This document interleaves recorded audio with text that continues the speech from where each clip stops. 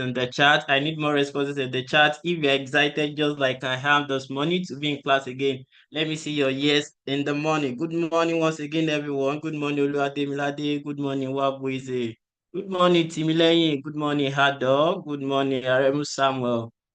Good morning, good morning, good morning. It's the day 4 of the free AI classes in every city cohort 4, Python for data science and machine learning track. And it's another good day to learn something interesting, something new. Good morning, Oni. It's good to see you again from Afghanistan. Yeah, I think I even need to say good evening and good afternoon again from wherever everybody is joining from, because this classes is not only for Nigerians. Yeah, we've seen that we actually have people outside Nigeria on the call also. So good morning, good afternoon, and good evening, everyone, from wherever you are joining from. We have our some facilitator on the call, Adejumobi, who will be taking us again today, and then Mr. Ewezu will be coming in tomorrow. So just a quick recap of what we've been learning. I want someone to tell me in the chat, what did we learn on day 1? What did we learn on day 1? I want just an answer in the chat. If you know the answer, put it in the chat. I want to know who has been following since day 1 of this Python for data science and machine learning class. What did you learn? What was your key takeaway from day 1 class? Anybody? I'm looking at the chat now. Good morning, Aditonan. So does anybody want to share what he or she... Data structure. Did we learn data structure in day 1?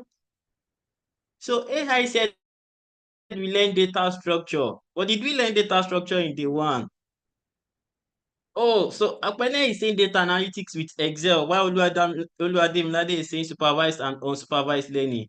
Digital cell, introduction to data types, and digital have it correct. Yes.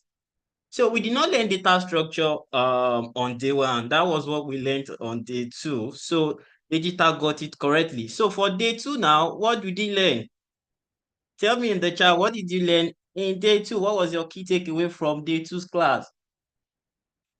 Oh, so Abdul Malik said, I did not attend day 1, 2, 3 class. Interesting.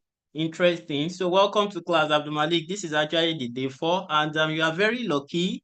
And yes, I repeat again, you are very lucky because the recording of the previous sessions are available on the DSN YouTube channel. So you can always catch up at your home page. So once we are done with this class, the recording of this class will also be available on our DSN YouTube channel. So you can start again from the day 1.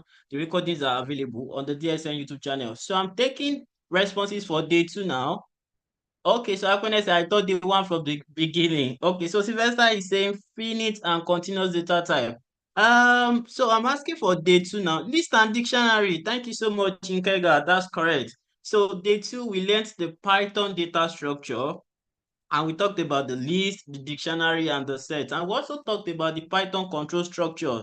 Thank you so much, Onib. Yeah, we learned data structure and we learned control structure also in the day 2. That's where we talk about the Python functions and then the Python loops. So yesterday was day 3. So who wants to tell me, what did you learn in class yesterday? NumPy and pandas. Finally, Akone got it correctly. NumPy and pandas. That is spot on. That is correct. So yesterday we learned what we call the exploratory data analysis, and our facilitator, even before we dived into the exploratory data analysis, she made sure to tell us again about machine learning. She talked about the supervised learning. She talked about the unsupervised learning. She explained in details what these two things are, and she also mentioned the reinforcement learning, because we have the 3 types of machine learning: the supervised, the unsupervised, and then the reinforcement learning. And even in some cases we also have what we call the semi-supervised. Yeah, so it's something just by the way. So but you can just know that, oh, we have the supervised, we have the unsupervised, and then we have the reinforcement learning. So deep learning is not type of machine learning. Deep learning is an advanced machine learning. Deep learning is an advanced machine learning. Deep learning is a concept of artificial intelligence. So deep learning is just like machine learning, but a deeper one. Yes, so that is deep learning. Thank you so much, everyone. I think this is a very good time for me to call on our facilitator, Adejumobi, who is going to be taking us again today. And I'm very sure that she will do justice as usual. So, ladies and gentlemen, my fellow learners, Let's welcome Adejumobi in the chat room with our favorite emojis. Let's welcome Adejumobi. As I pass the microphone to Adejumobi. Good morning, Adejumobi. Please confirm you can hear me loud and clear and you are ready to have us today. Yes, thank you, Bukumi. Good morning. I can hear you loud and clear. Good morning. Thank you. Over to you, Adejumobi. All right, so good morning, everyone, and thank you very much for joining in early because we have a lot to cover today. So I want us to be very focused in today's class. All right, so I will share my screen now. Once you can see my screen, please let me know that my screen is up.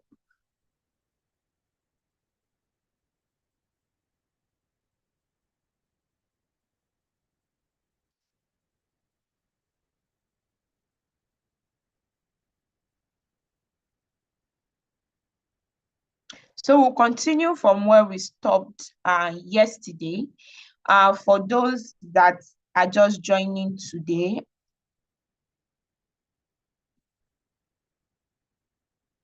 just like Bukumi said, the recording of the class is already made available, so you can always go through. But for today, you can just join us from where we are starting from, right? We are trying to read a CSV file into our Jupyter notebook, then want to see how to use pandas, right, to manipulate these data sets. So I'm sure most of us that attended yesterday's class, we've been able to load this data into our notebook. I'm quite sure of that. Please. All right, thank you very much. Okay, I can see someone asking where you can get this data. The data was already shared yesterday. So I'm sure we all have been able to go through this step because this was where we stopped in yesterday's class. So we imported pandas as PD. That is why you can see PD here in case you are just joining today's class and you are wondering, oh, what is PD, right? So we imported pandas as PD. That is why you can see PD here. So PD.read.csv. We are using read CSV because the file that we are trying to read is a CSV file, a comma separated value file, and then we are giving this data a variable name of CSV_df. So of course, if you just continue from where we stopped yesterday, that way without importing pandas, you are going to have error that, wow, pandas is not defined. So you have to first scroll up to where we imported pandas before you can continue running this code successfully. So after importing pandas, then you run that code again, and that should work without having any error. So yes, we can see that that works, and then we are able to see what is contained in our CSV file. We can see that this contains state, area, and then population. So this contains state, area, and population. So based on what we did yesterday, let me test us a bit. If I want to see the size of this data set, of this CSV_df, right? If I want to see the size of this data set, what am I going to use to see the size of this CSV_df? I want to know the number of rows, and I also want to know the number of columns in this data set. Thank you very much. Shapes, I can see that we are all following. Smart, and I like that. So this is telling us that we have just 37 rows and 3 columns in this data set. So as a data scientist, right, the kind of data that you work with will not just be in CSV format, right?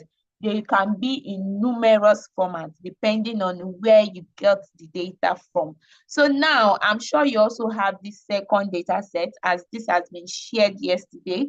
So using the method I taught you yesterday, if the data that you downloaded, right, if it is in the same folder with your notebook, then you can just easily copy the name, right, and then run it in your notebook. But if this is not the case, just copy the entire part to your data set, right? And then paste it here. In case you are getting a Unicode escape error, be sure to just put an R in front of the string like this.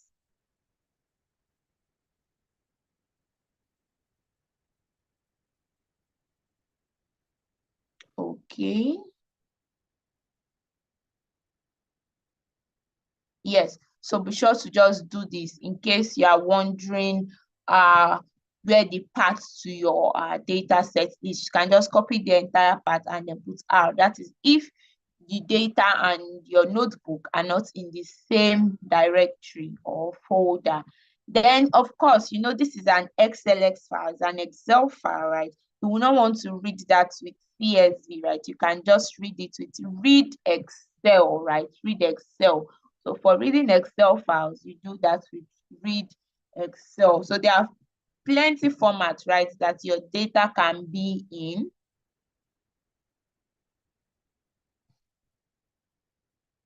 So there are plenty formats that your data can be in. It can be in CSV and it can also be in XLSX. So I'm sure we all have been able to do that at our end. Let me see what's going on at my own end here. Probably still using the wrong environment for today's class.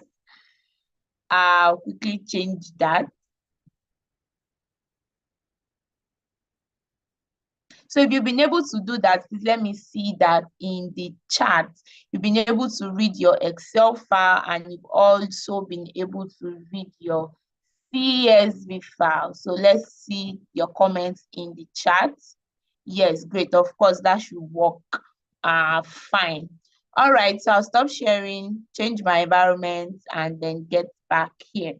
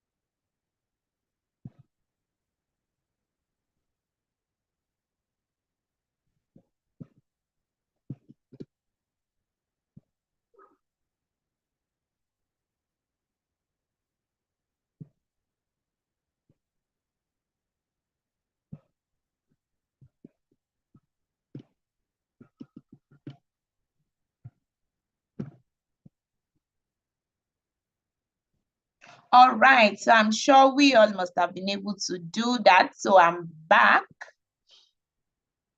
Apologies for that very little break. So I'm sure we all must have been able to read that Excel file at our end. So pd.read Excel and then you get your what is contained right in that file, and then it has been converted to a data frame. So just like I showed the collab users yesterday, right? So if you want to just see only the first few rows in your data set, you can use .add. You can use .add to see the first few rows in your data set. So let's take this variable name, Excel_df.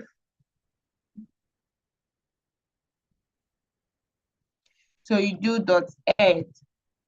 So if you do not specify any number in .add, right, it is going to show you only the first 5 rows in your data set.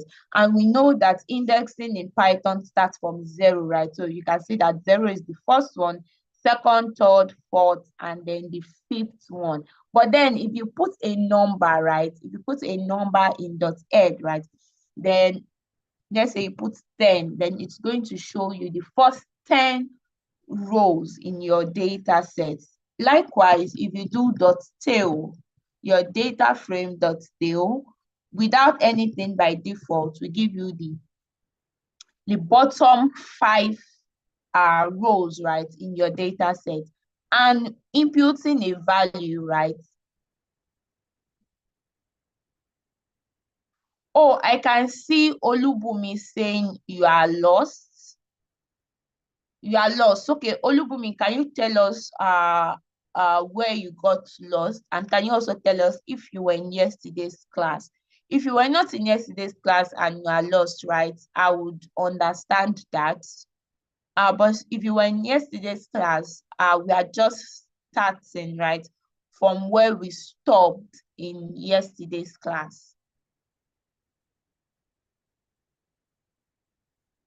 Okay, yeah, in yesterday's class, right? And you were able to import the data set into your Jupyter notebook, right?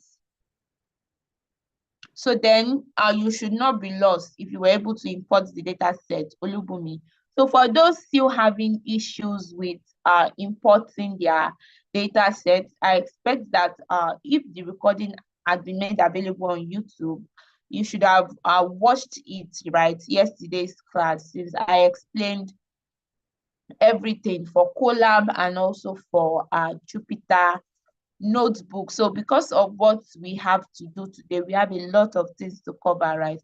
So will not have the opportunity to go over that again. But you can be rest assured that you can still follow through with today's class, try to understand, and then watch the recording on how to import the data set into Jupyter Notebook at your own convenience.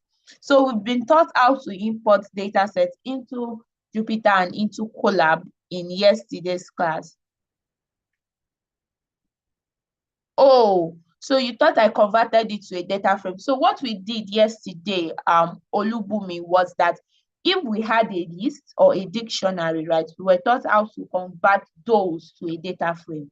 But using pd.read.csv, right, you don't need to convert anything again, because pd.read.csv, right, automatically turns the data to a data frame, right? That is why we can use .add and all with it. So once you've imported your data set using pd.read.csv and then the path, right, to your data set, it is automatically a data frame like that. That's why you can see that we are using csvdf, right, and then .add still works on it to view the first few rows of a data frame.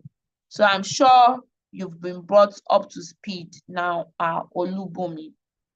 And we know that to see the size of a data frame, we would make use of .shape for that. It shows us the number of rows and then the number of columns in our data frame. So in the same vein, if you want to read an Excel file, so pd.read.excel, we read that Excel file automatically into your Jupyter Notebook as a data frame. So there's no need for conversion, right? Just as we did yesterday. If you can remember very clearly, we only did conversion, right, when the data was a list or a dictionary. So once you are reading it this way, you don't need to start converting manually. So I hope you understand that now, Olubumi. So, and we know that to view the first 5 rows, right, of our data set, you have to make use of dot head. To see the size, right, you have to make use of dot shape, right, and to see the bottom rows, right, you have to make use of dot tail. If you have a specified number that you want to view, you can put that number in these functions. So moving on. So let's say you are only interested in viewing a particular row. Oh, Ridwan is saying my screen is not visible. Wow. Please, can you confirm if you can see my screen?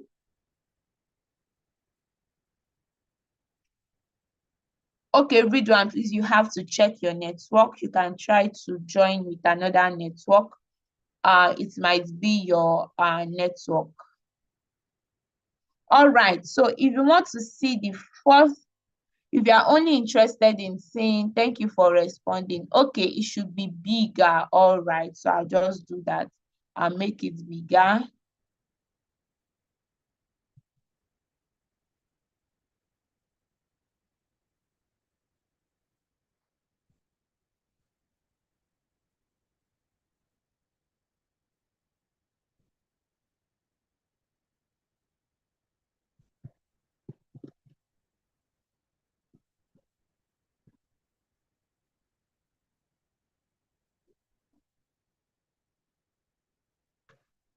All right, so moving on.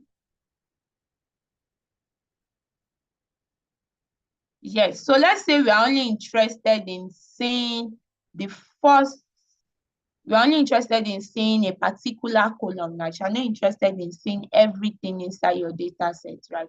You're only interested in seeing a particular column in your data set. Let's say, for instance, population. All you have to do is you put the name of your data frame and then put the name of the column, right, in square parentheses, and you see that you will get what the values that are contained in that specific colon. All right, so we'll see now to use dot edge, dot tail, and dot shape. What if you want a descriptive statistics, right, of your data frame? You want to know the number of values contained there. You want to know the mean, right, of each of the columns, right, in your data set. You also see the standard deviation. You want to see the quartiles, right, the values in each quartiles. And you also want to get the maximum value in that data set. All you have to just do is put the name of your data set and then do dot describe. So dot describe will help you to have a summary descriptive statistics of your data frame. But you should note that, wow, but in our data sets, we had what? 3 columns, right? We had area, we had population, and then we also had state. So using dot describe, you cannot see the descriptive statistics for shape, and I'm sure for states rather, and I'm sure that we understand that, state what it is a text colon, right? It is an object, it contains strings. So all these things mean the same thing. So that is why you're not seeing it in dot describe. But if you now want to see it, right, in dot describe, all you have to do is pass a parameter of what? Include equal to all. Then it will be able to add a descriptive statistics for your categorical column. So it is still a text column. But then you would know that, of course, you will not be able to see mean, standard deviation, of course, because it is not numbers. Okay, so I can see that somebody is getting an error. So let's see.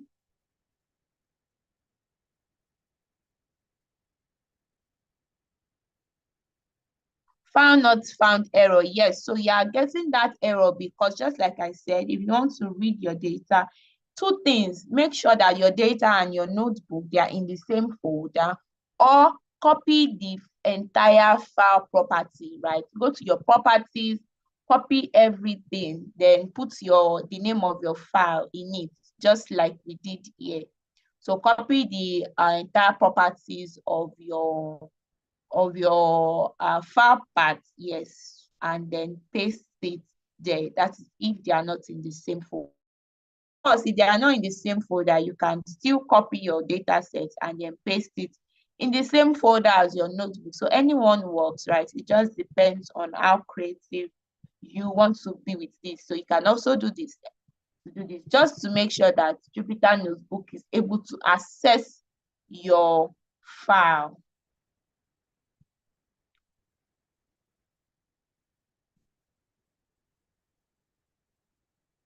Yes, so just to make sure that Jupyter is able to access your file. So I hope that you'll be able to go through that.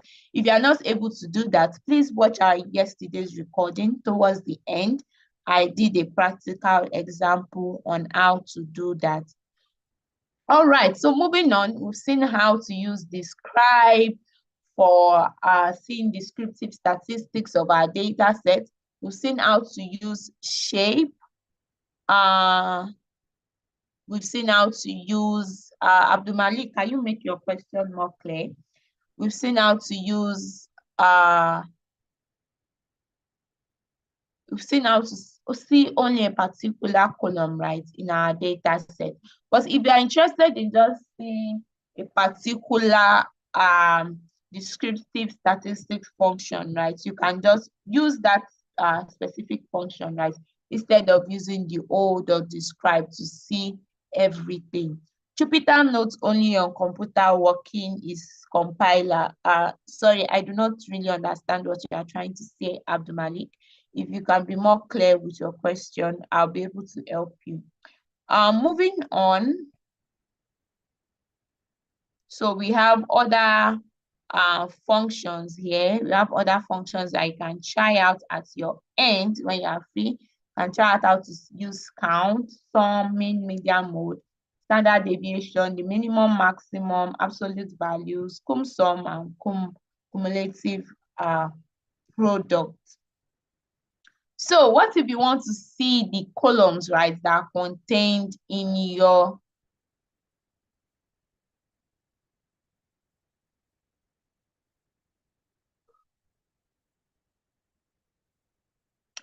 not working, no phone, my system battery low. Oh, your system battery is low, right? Of course. So since this will be available on YouTube, you can always just listen and try to understand what's going on in the class and then run the code at your convenience.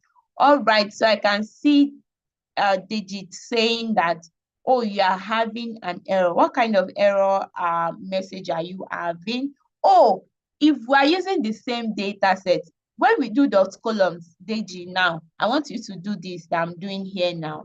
We want to see the columns that are contained in our data set, right? So do the name of your data frame dot columns. So you can see that, oh, the column name area kilometer square, right? You can see that this column name has an extra space. You can see that is why you are having error. Maybe it's telling you exactly. So maybe it's telling you column does not exist or something. So we'll see also how to do this kind of thing, how to replace columns like this, right, with a new name as we also move on in this class. Okay, yes, so great that you get that, Deji. So we'll also see how to remove all those extra space, right, as we move on in this class, or just rename a column entirely. So we can also use .info, right, to see the columns that are contained in our data set, to see, oh, does a particular contain null or not null content, and to also see why would you want to do dot rows? You know that the rows actually contains a lot of values, but to see particular rows, right, you can use iloc for that, right? Yes, you can use iloc to see particular rows in your data frame. And we'll also see how to do that. So great question. To now see if a data set contains missing values, let's say CSV underscore DF. So want to see if our data set contains missing values. So we can use is null.sum. So now we are checking that, okay, is a particular column, does it have null values? If it has null values, how many null values are there, right? That is why you can see that we are now summing up the null values that we get, right, in our data sets. And you can see that, wow, this data is very clean, right? It doesn't contain any null values. So moving on, so for the question that was asked recently, so if you want to see particular rows, right, we do not have dot rows, right, but you can use loc and iloc, right, to specify particular rows that you want to see, but you still also need to specify, oh, are you seeing particular rows for all the columns in your data set, right, or for specific columns, right, in your data set? So you have to make sure of that. So just like I said before, just like I explained before, if you want to see just a column, right, in your data set, you can just use the name of your data frame with the name of how can we align our text in the data set. So what do you mean by align your text in the data set? So when we have csv.head, I do not really understand what you are trying to say with align your text with the data set. So if we have this,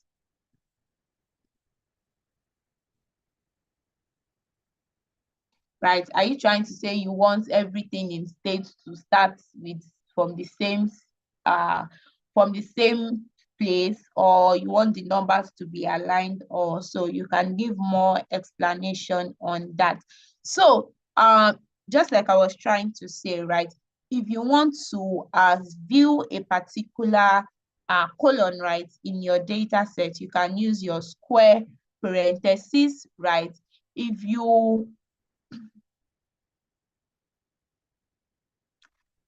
want to print it out as a data frame, right, you will just have to use a double square parenthesis. While if you want to print out more than a column, right, you want to print out just 2 specific columns or just 3 specific columns out of your data frame, right, so you can use, you can do it just as you are seeing on my screen, right? So this works, it will print your output, right, as a series, while this will print it out as a data frame, right? And this is just used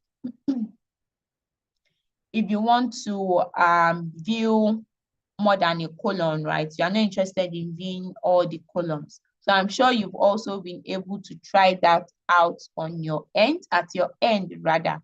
So for the person that asked about dot rows, right? Dot rows. So let's say that you just want to print out the first 4 rows, right, in your data set, right? So you can just print it out. You can just index your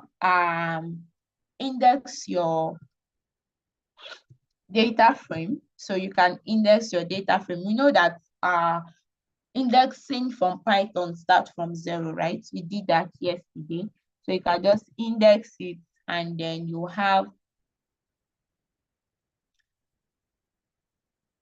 be able to see the first 4 rows, right, in your data set. But if you are interested in whatever row you are interested in seeing, right, you can just specify the index, right, and you would see that in your data set. So where do the concept of loc and iloc now come in?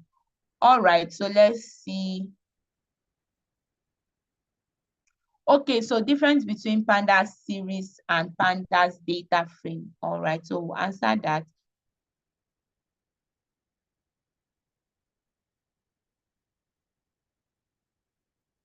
Okay, so Christian has not made this question clearer. So let's see. To remove duplicates, or no if we have duplicates in the data set, okay? So I can see only trying to answer that. All right, so well done.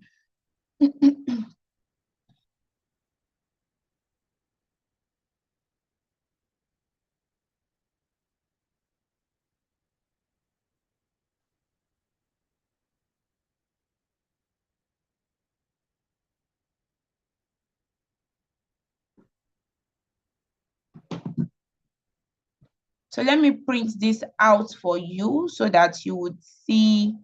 So because I believe that what you see, right, is always better than what you are told, right? So let's see how this works.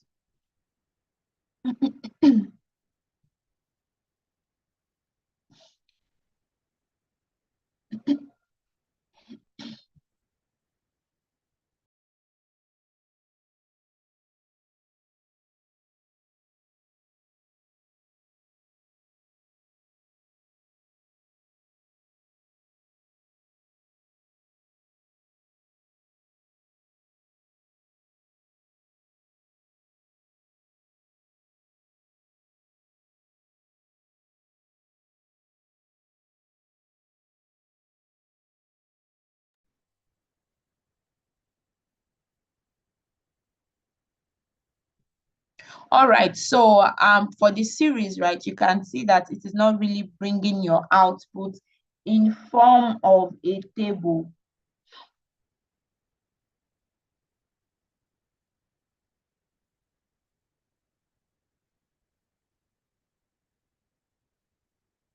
So you can see that, but for the data frame, let's see when we when we put it, you can see that it is putting it in form of a table.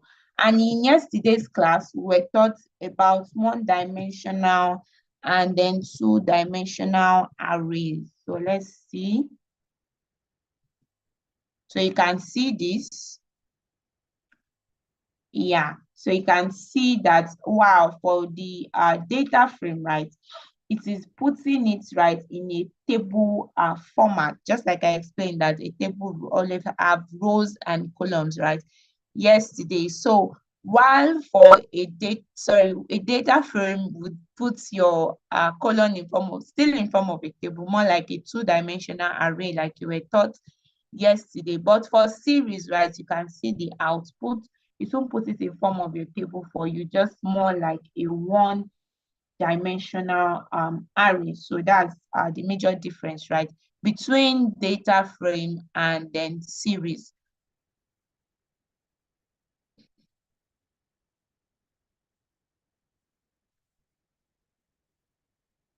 All right.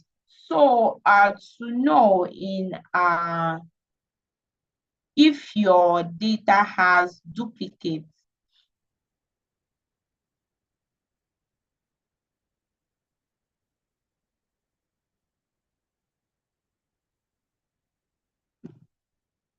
to know if your data set has duplicates in Python,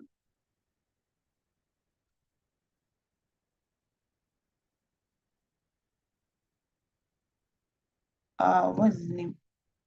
Onib, I think it's Onib, right? Yes, Onib has helped us with how to drop duplicates, right, from your data set, in which if there are duplicates available, right, so you would be able to do that. But then to know if there are duplicates, right, you can just use your data frame dot, I think there's a duplicated function in Python, right, to do that. But not to worry, you can always check that out.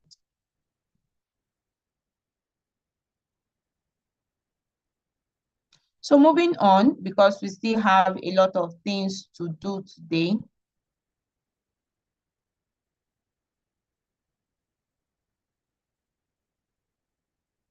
So I can see Christian saying you want your data set to, your data frame to be arranged in a specific way. Of course, that could be a research, good research for you also. Please check out how to do that. We would not want to go there because we still have a lot of things to do today. You can check out how to make sure that for the state, right, everything is starting from the same points, right? Because this is actually not Excel, right? The way this will be printed in Python would vary slightly. But if there's actually a way to do that, you can actually research on that. Researching is actually also a good skill for a data scientist, and it will help you to know more. All right, so in today's class, we've seen how to use uh, shape to print out the size of our data set. We've seen how to use .head, .tail, right, to print out the size, right, of your data set. All right, so what does axis equals to 1 represent in drop function? Oh, we've not gotten there, right? But when we get there, I would explain what this does to you. Oh, why you want me to reduce my screen now? I just wanted it to be big. All right, so I'll reduce it.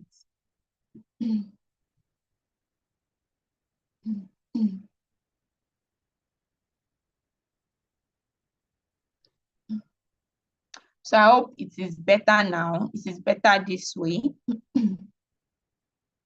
All right, so moving on because we are already behind schedule. So we've seen how to, since we all know that we have dot columns, right? But we do not have dot rows, right? If you want to see specific rows in your data set, you can just index, right? Why to use loc and iloc? Yeah, that was where I was going to. To use loc and iloc, let's say you just wanted to see the second, right? The third row, right? In your data sets, you know that you can do a iloc of 2, right? So that will show you that, okay, this is the third observation, right, in your data set.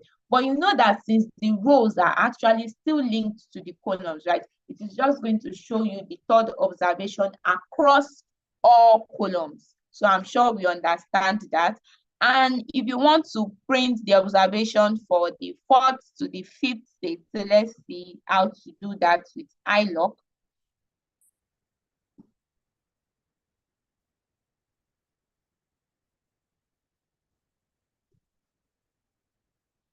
Yes, so you can see that it is still printing it across.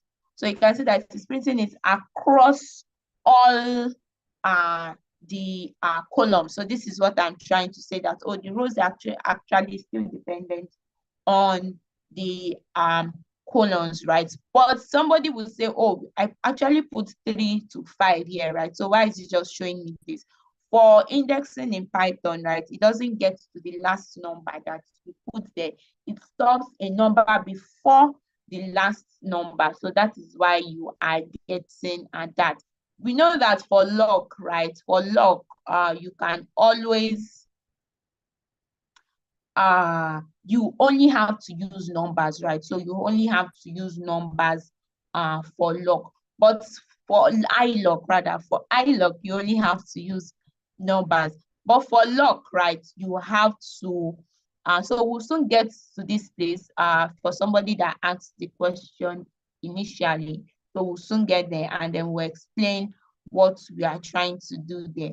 But for loc, right, for loc, you have to do this with the name. You have to index with the name of a particular column, right?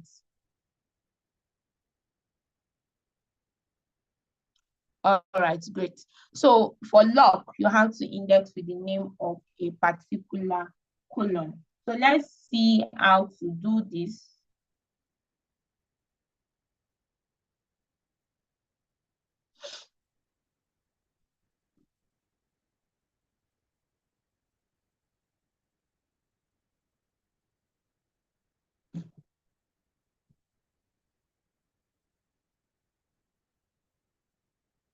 All right.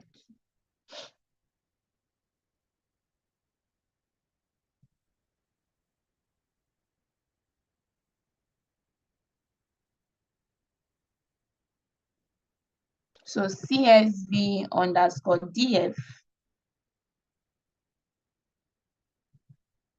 dot log, of course, dot log we want to come first. Then let's say we only want to see states.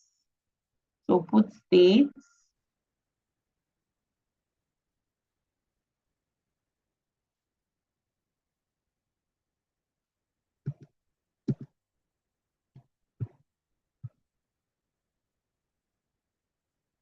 Yes, so of course this is going to give us a key error. Why? Because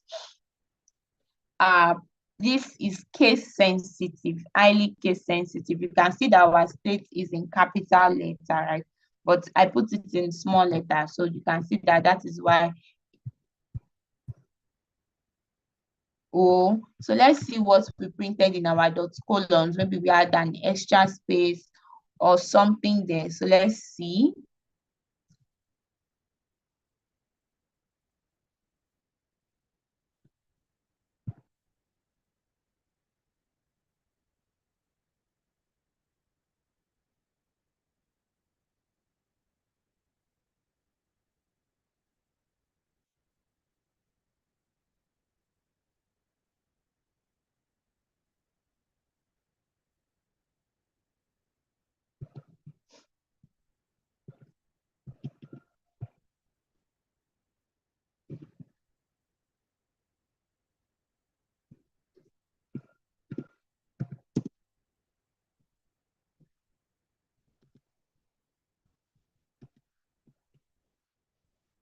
All right, so this works, right?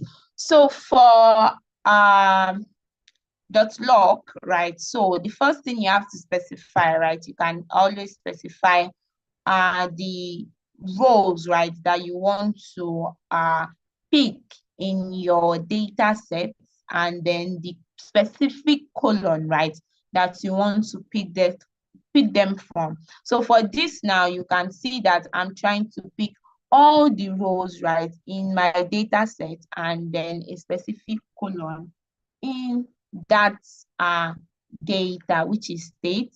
While if you are doing for this, let's see for area kilometer square.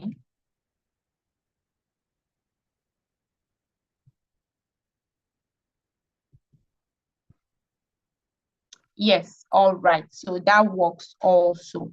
But if we are doing this with, let's see, we have a question here.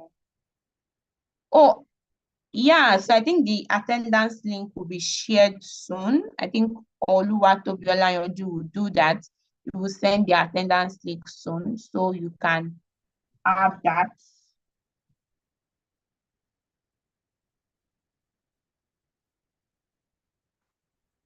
Yeah, so you know, when you are doing programming like DG, there are different ways to actually still achieve the same output. So we are just actually teaching you the different ways, right, that you can still use to achieve the same thing, right? So for this now, you know that you are specifying that, okay, you want to print out everything in that state column. You're not using loc or iloc. But let's now say you want to just print out a particular number of rows, right, in that column, right? So loc or iloc will be very, very helpful in that scenario. So I hope we get that now, ODG. Yes.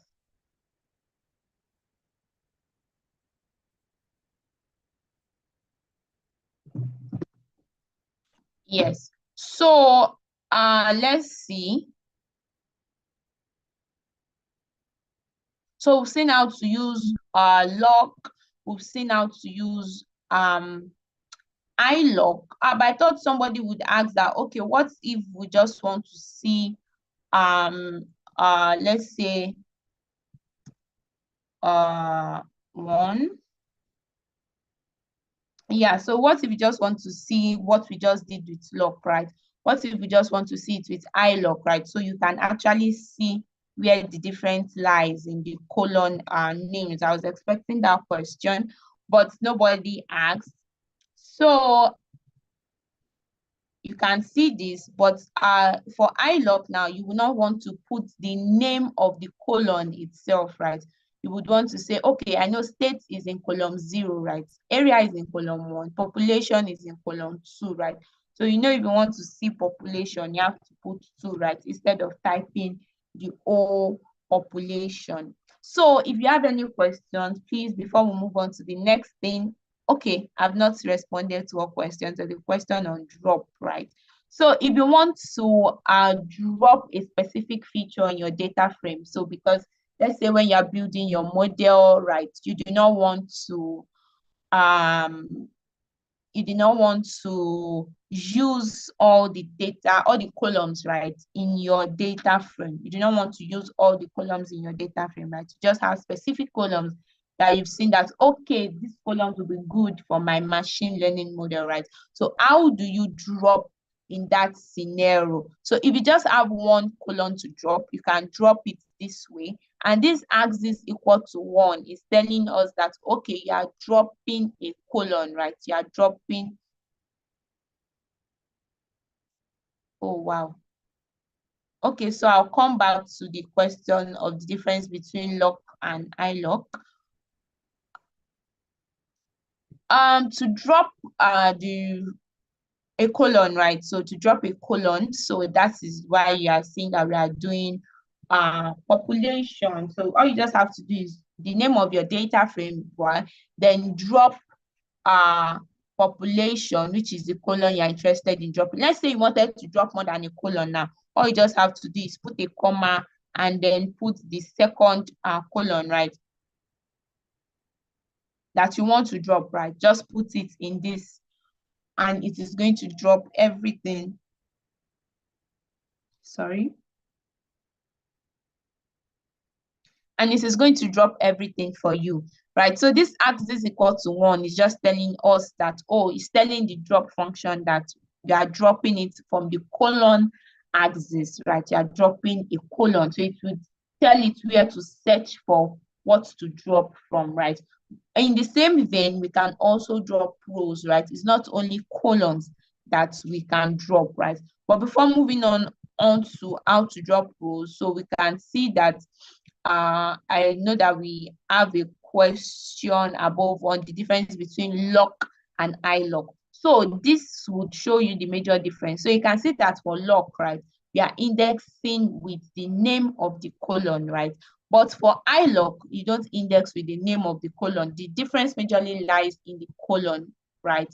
In the way you specify the colon. So for loc, you index with the name of the colon, but for iloc, you just index with the number of the colon. So I hope you get that now for the person that asked, right? So I hope you get that now for the difference between rows, loc and iloc.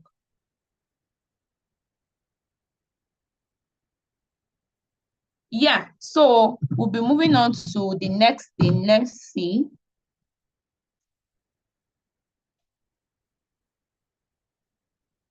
And then we've done, because I can't see your response yet, if you do understand that, all you just have to do is see this and then see this. So I think seeing will give you that good explanation on that.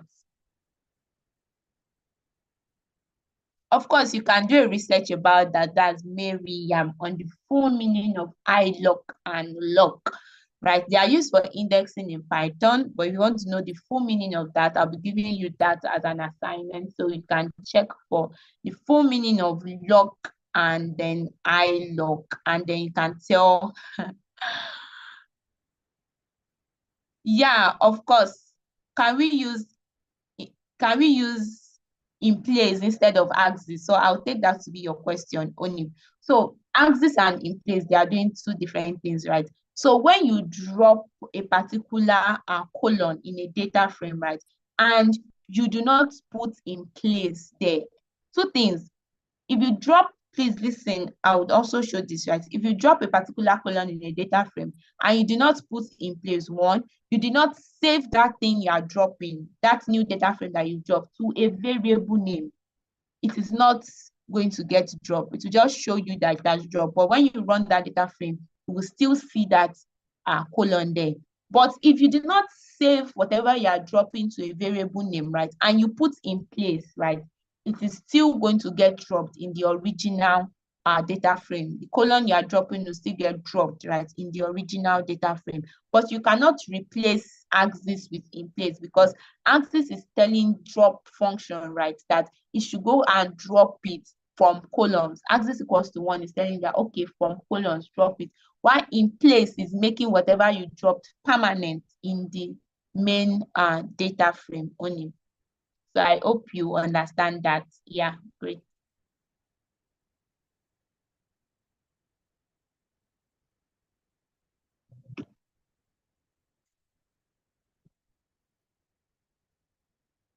Okay, so to have a practical implementation of that, what I just explained just now to Unim. So let's say we want to drop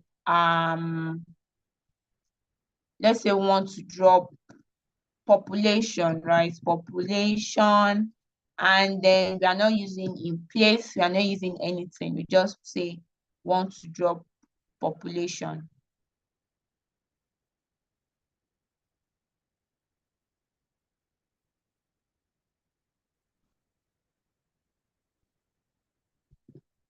So you can see that we just show you, right, that okay, population has been removed. But when you do CSV underscore DF, you see that you will still have population, right, in that data frame.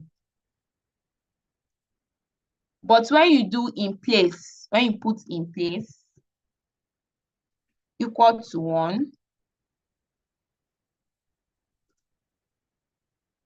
when you do in place equal to 1, right? So, and you do CSV underscore, sorry, in place equals to true, in place equal to true. So, and you do CSV underscore DF, so you can see that it has been removed, right, from the original data frame. So I can see we have some questions.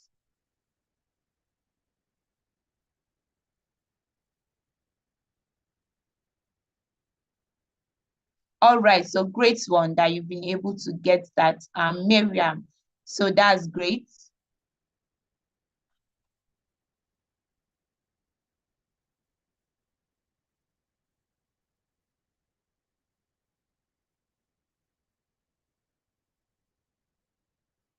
And it's great that you now also understand how to use it, which is very, very important. So moving on, we've seen how to drop rows. Sorry, we've not seen how to drop rows, right? I said I was going to explain that. So of course we have to move on to a new thing by 12, right? And this is past 12 already.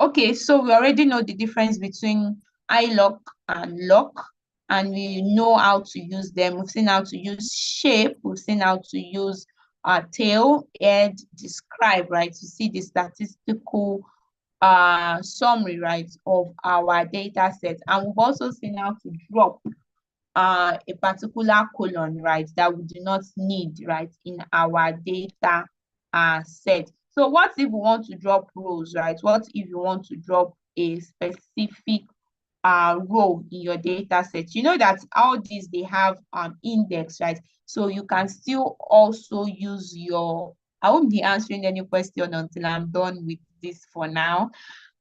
So we also have to use, we can use drop, right? So let's say CSV underscore DF, apologies for that.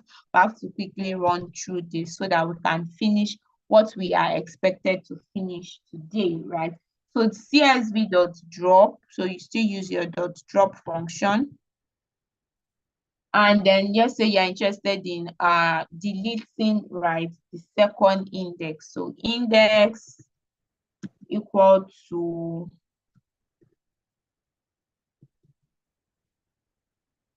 so of course you should know that this has not been saved, right? Because I didn't save it to a new variable, neither did I use in place, right? So I'm sure we all understand that. So moving on, we'll be moving on very, very fast. What if you want to add, right, you want to add, maybe you feature engineer the colon and then you want to add it to your existing data frame, right? So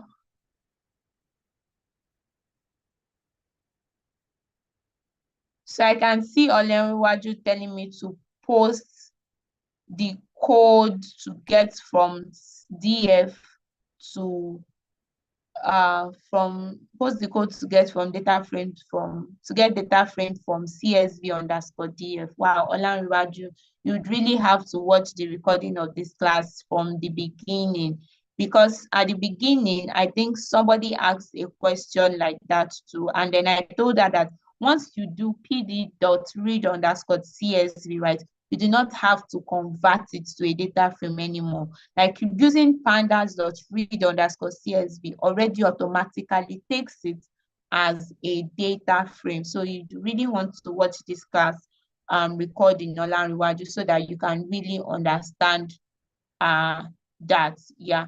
So it is not, we are not actually converting the CSV to a data frame, right? So there's nothing to convert, right? We are just using pd.read underscore CSV, as I'm saying.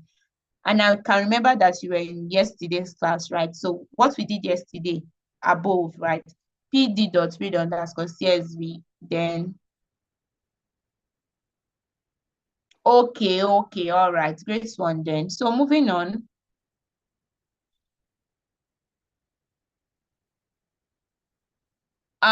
What if you want to change the data type, right? You want to change the data type of a particular colon. So all you just have to do is use as type.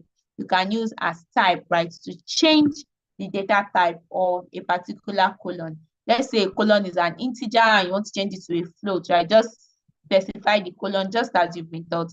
Then use as type, right, to change the colon, right? So this is a very popular one, right? You can just use as type to change it. Then we can just use as type to change it. All right, great to know that you got everything online Rewaju. So please, if you are moving on with this class, please let me know, as we do have a lot to cover for this session. Apologies if you think I'm fast, but then the recording for this session will be made available on our YouTube channel, and then you can always watch at your pace. So moving on, we've seen how to use .ed. We've seen how to use the tail, right, to see the bottom rows of our data set. We've seen how to use shape, right, to see the size of our data set, right, the number of rows and column. We all now know the difference between loc and iloc, and Miriam was good with researching the name for us, which is great.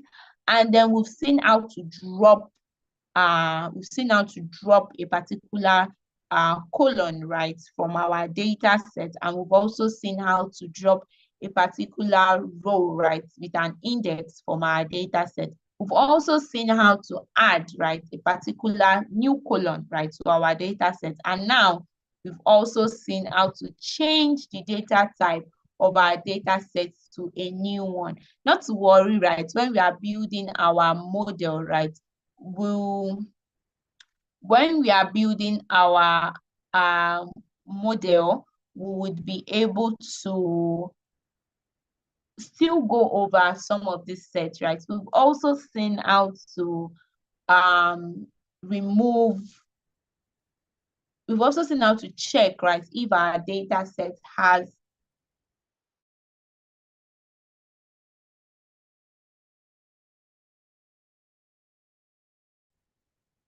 so please confirm if you can still hear me.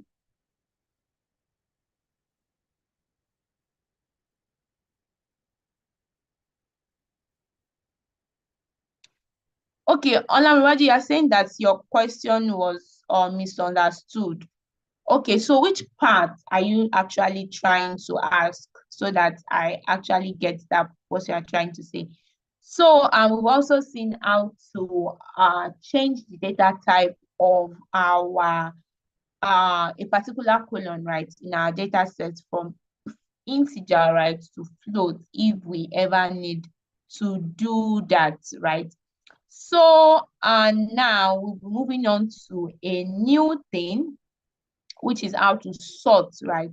How to sort our data frame. I think that will be the last thing for this before we now move on to classification, building a classification model, as we still have to also move on to regression today. So please, if there's any area that you do not understand, not to worry if you do not get the code. You can always get the code from the YouTube channel by watching at your convenience. But the most important thing right now is that you understand the concept. So if you understand the concept, please let me know in the chat. And if there's a particular concept that you did not understand, right? And then you put in a chat that I have not answered, because I think I've been answering all questions since. If there's a particular question you think I've not answered, please let me also know by dropping it in the chat.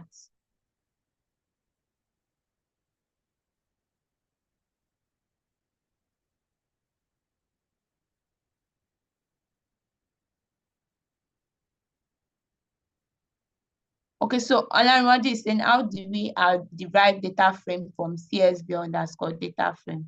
All right, so I'll come to that later. Okay, so Alimat skipped the part from how we can add a new column to the data frame, right? So all you just have to do is put just this way, right? Let's say you've done some initial computation, right? So you can just do it this way. Give it a value, right? And then yes, and then add this to your data set. So I think this is where it's confusing Olanrewaju. So I think this is the point, right? DF to DSV underscore DF, right? So this is just you know, when we dropped population, right? When we dropped population, you know, somebody asked a question and I had to use in place, right, for that. So that is why I did not run that part, because I already explained it to us that, okay, we can use in place, right, to make whatever we are dropping permanent in our data frame, right? And then we can also save it to a variable, right? If we do not want the changes to be saved to our data frame. So what was done here is that DF, right, the value that was dropped, right, was actually saved to a new data frame, which is what DF, right? So after saving it to a new variable name, right, which is DF, you know that since we did not use in place, right, so our population colon is still going to be in CSV underscore DF, right? So since the population colon is still going to be in CSV underscore DF, that is why you can see that we can still access that population colon in CSV underscore DF here. And we are now adding it again to the new DF. I hope you get that now.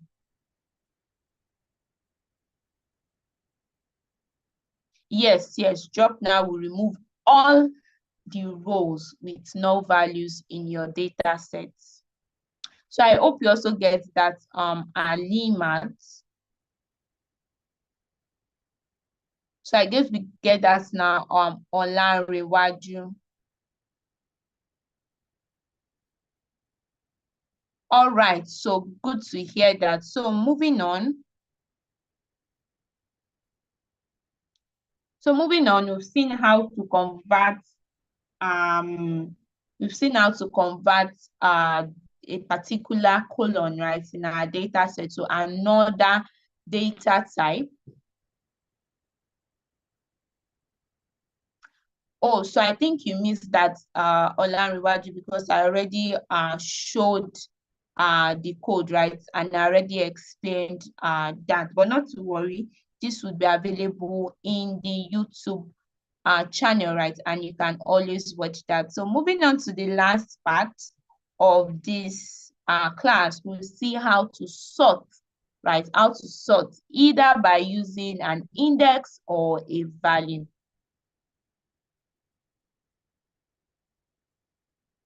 Okay, so I can see George asking, so how do you add an entirely new column? Let's say when future engineering. All right, so we'll see that also. So, but first of all, let's all first explain how to sort, right?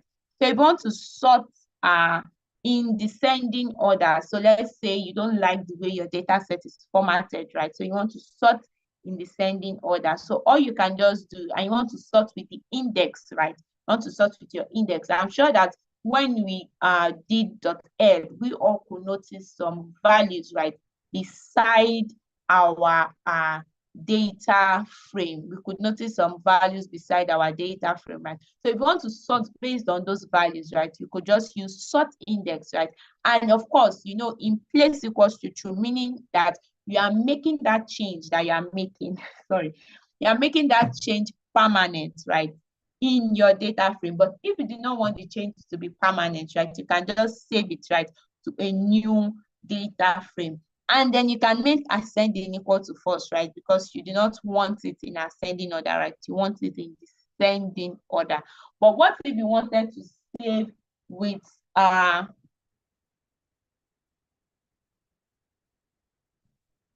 what if you wanted to sort, right? What if you wanted to sort by what if you wanted to sort by specific, right, value, right, in your data set? So you can just use sort values instead. So you know, for sort index, you have to use sort index, while for sort values, you have to use sort values.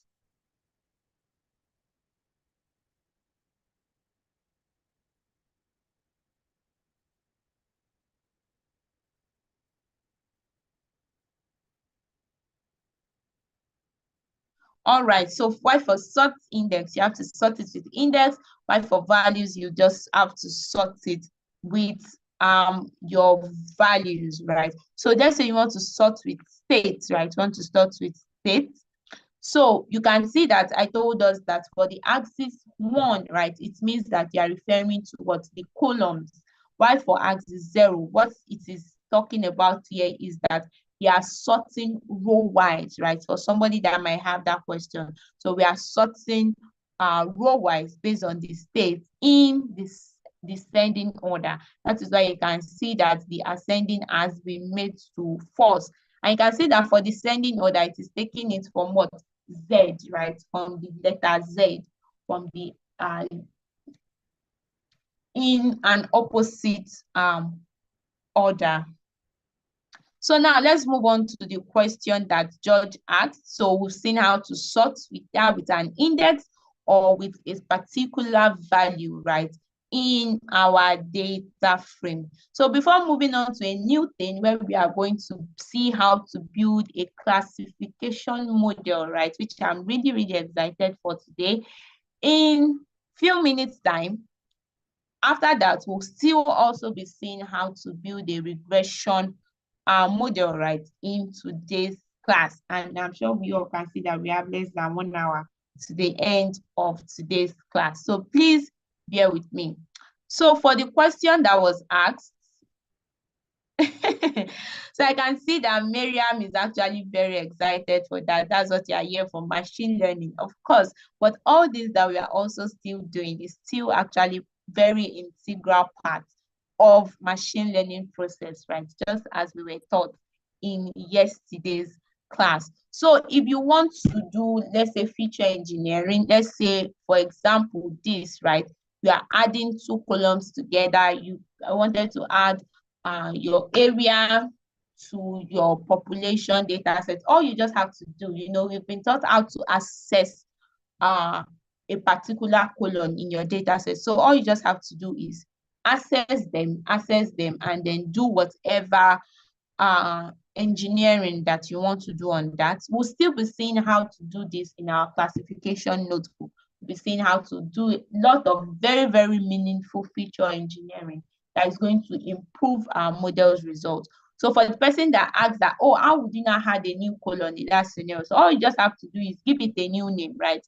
Now, we are taking our normal data frame, right? And we are giving it a new name, right? Area purple, right? Just give it any name you like, right? And then perform that computation that you want to perform, right? And then you will see that that would already be added, right, to your initial data frame. So you do not need in place or anything here. Do not be scared, right?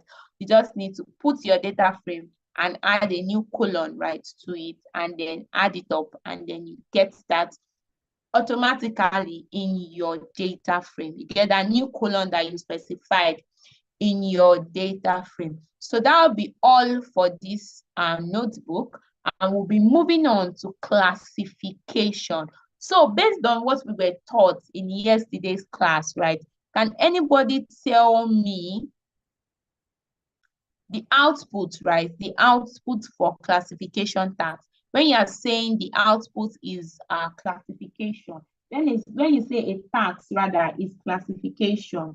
How would the output, what kind of output are you expecting to have when they say task is classification? All right, great one. So I can see that a lot of us are actually following, right, with the class. So I'll put up my notebook for classification, and then we would kick off from there.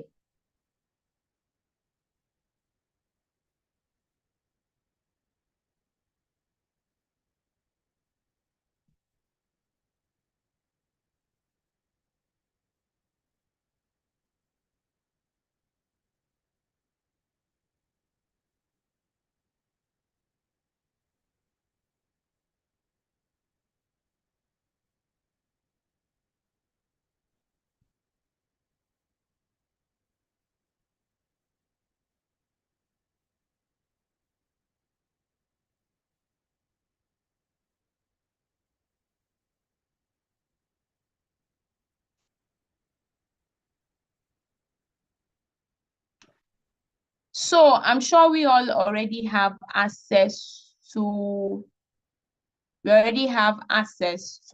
data sets that we'll be using for this, which is the social network ads.csv data set. So if you have access to it, please let me know. And then you'll be reading in the file, right? Just like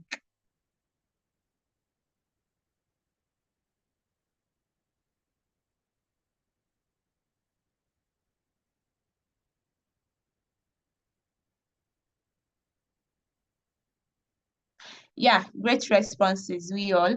And then we'll be reading in the file just like I explained yesterday. If you are using Colab,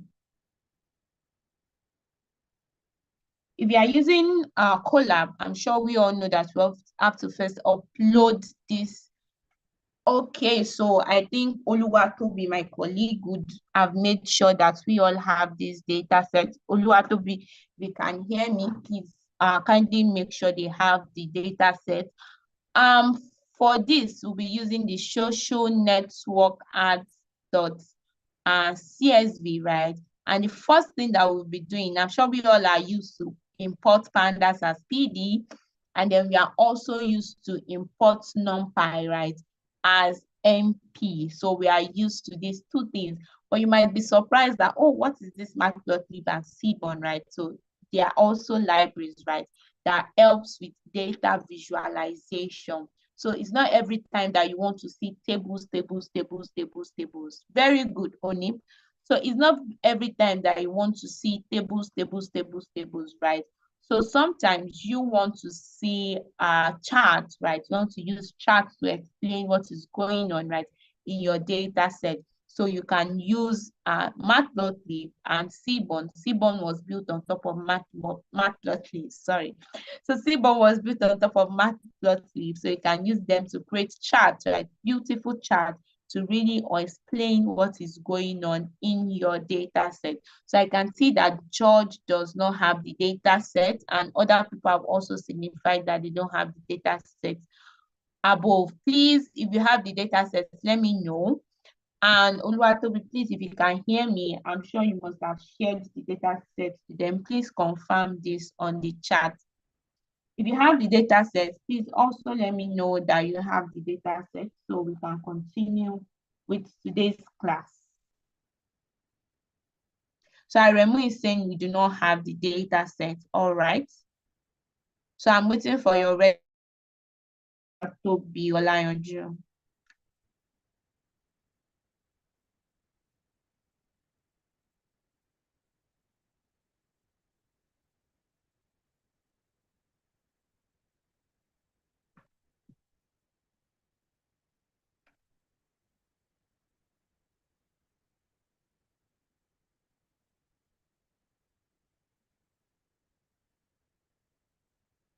Sorry about your bad network, Uchechuku. Sorry about that, but not to worry. Of course, the recording will be made available.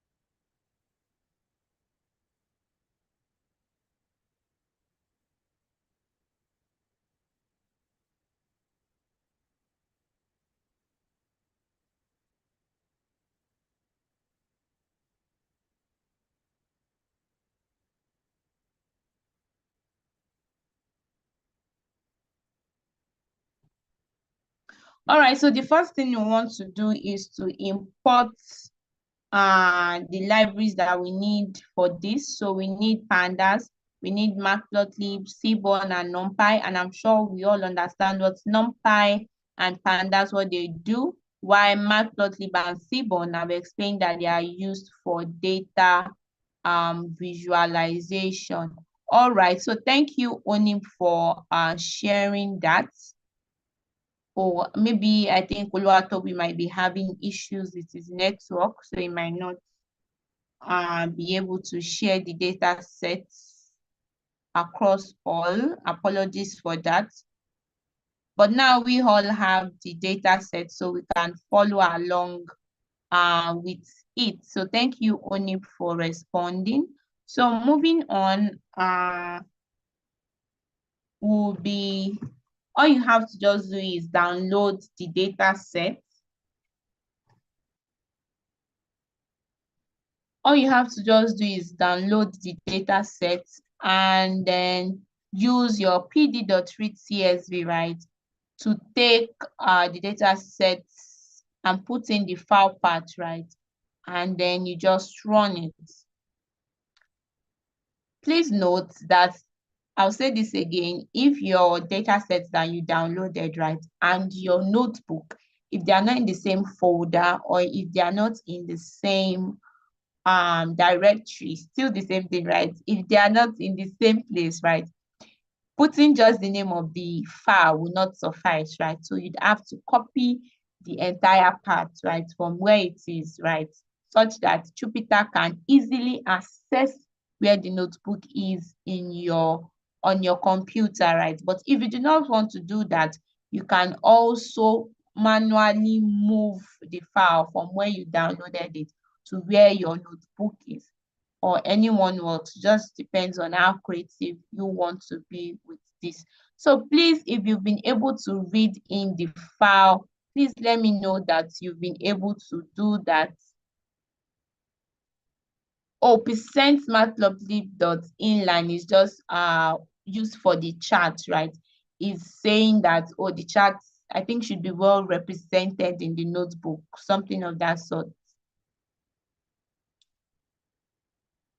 So you see that use when we are actually plotting some things in our notebook.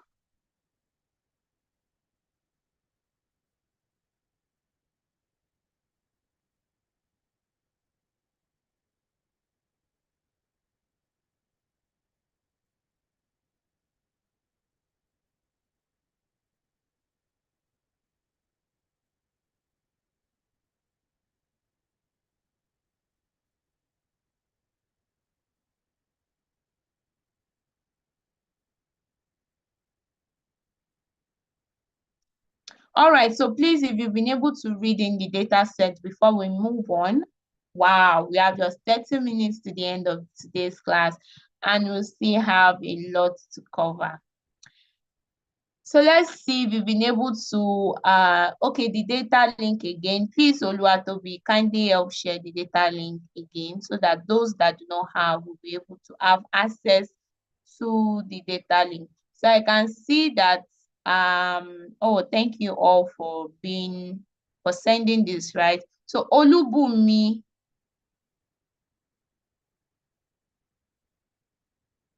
great one. I can see that you've been able to do that.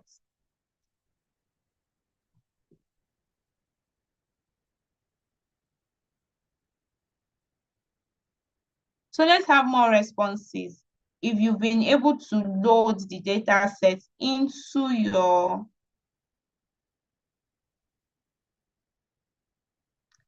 notebook, please let us know that you've been able to do that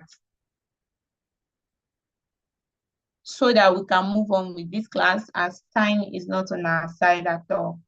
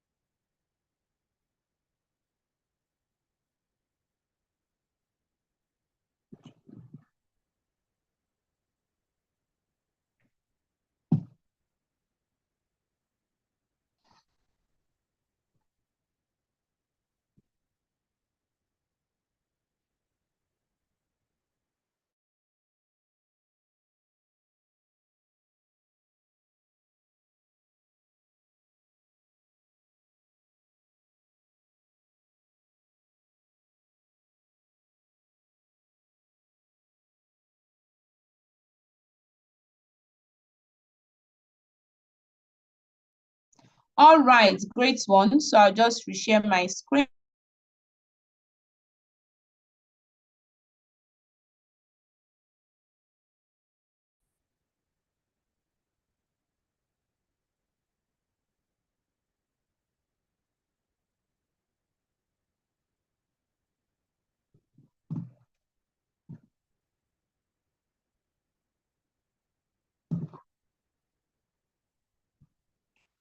All right, so if you are just joining us, not to worry, we are just starting something new and want to see how to build a classification model, right? And the first thing we did was to import our libraries. So after importing the libraries, the next thing we did was to use pd.read.csv to import our data set, right, into Jupyter Notebook. And we also explained that if the data sets that you downloaded and your notebook are not in the same folder, please make sure they're in the same folder, either by moving to the notebook to the data set or the data set, right, to the notebook. And if you do not want to do this, you can also always copy the full file path from where your data is, from wherever your data is on your PC to your Jupyter notebook. So we've seen how to use .edge, right, to view the first few rows, by default, 5 rows of our data set. So what if you want to see the shape of this data that we just loaded? Please, what are you going to use to do that? Or please do it at your end and tell me the shape of the data set. Wow. So do we need to convert the data to CSV?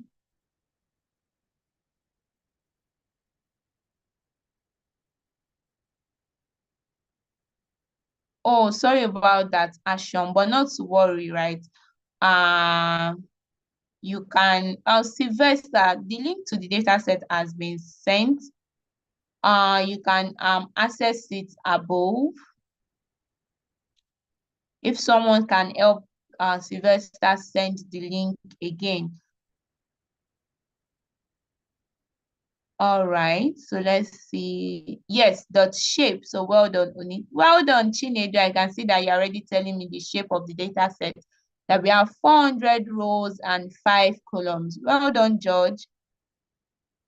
Oh, Chinedu is saying you think the data is in XLSX, but the data is a .csv file, right? As I sent a CSV file, not XLSX, Chinedu. All right, thank you all for resending. Thank you very much, right? All right, thank you for being your brother's keeper, right? So the data is a CSV file, right? So you do not need to convert it to CSV. And even if the data is not a CSV file, we already taught how to read XLSX files, right? So you can see that in the previous tutorial, right, that we did. So that shape, so I think that was Chinedu was correct. So yeah, if yours is in Excel, please just do .xlsx, right, to read it. Wow, thank you, Ridwan. I can see that we have a lot of people following with this class. Great one.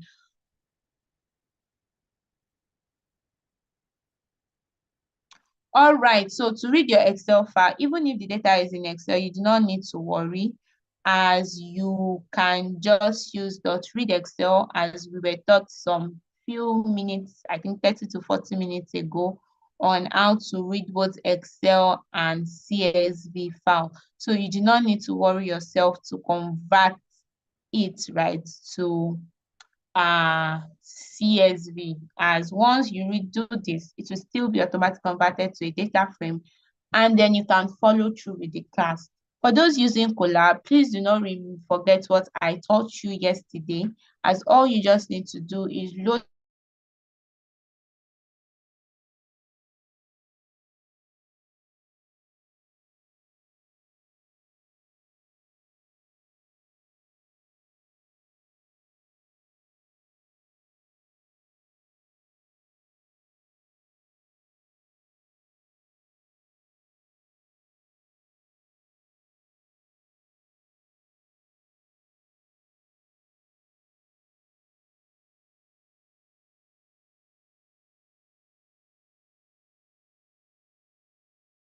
Okay, so I think you missed me at some point. Please tell me where you heard me last. What was the last thing you heard before you missed what I was saying?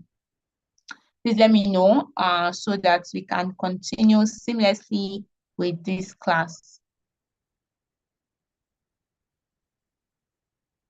Okay, so yeah. So I was trying to say for those using Colab, yeah. So please make sure that just like I taught you yesterday, load the data to your drive. Once you are done loading it to your drive, right? Copy the link, mount the drive in your Colab notebook by just easily clicking on an icon, then copy the link to that file and then put it in pd.readcsv. If you do not understand this, I'm sorry, you would have to watch yesterday's recording to get that. All right, so moving on. Oh, Sylvester, you do not still have the link to the data set. Please, can someone also please help Sylvester reshare the link so that they can help, so that they can have the link, right?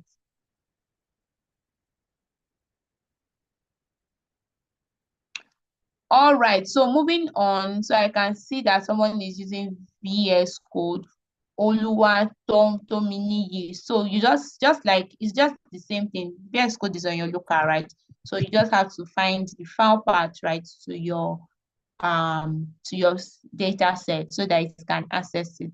So I would prefer you use Jupyter Notebook though for this, since you are not deploying anything. Why use VS Code, right? But anyone that suits you is best. So thank you for sharing that again, Miriam. Thank you very much. Sylvester, I hope you have that now. Sorry about that, Miriam. Which error are you having with loading your file? Okay, so while Miriam puts the error she's having on her screen, we would move on to something else. How would you know the columns, right, that you have in this data set? So what are you going to use for that? Are you going to use dot what? Data dot what are you going to use to be able to see the columns, right, that you have in this data set? So let me know in the chat, what are you going to use? Data dot what? Yes, so I can see that. Wow, great one, way to go. We can see that we are really, really moving on in this class. So data dot columns.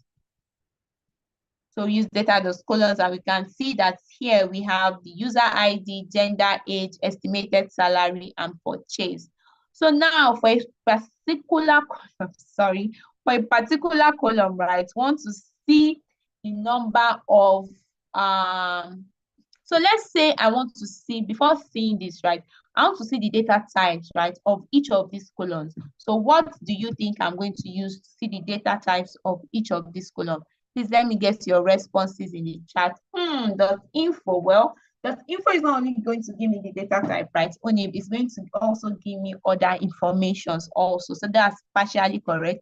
So if I want to see only the data types, where to go? Raw, I can't really pronounce your name right, but way to go, you really tried, right? So you have to use the D type. So Miriam, I can see your error already in the chat.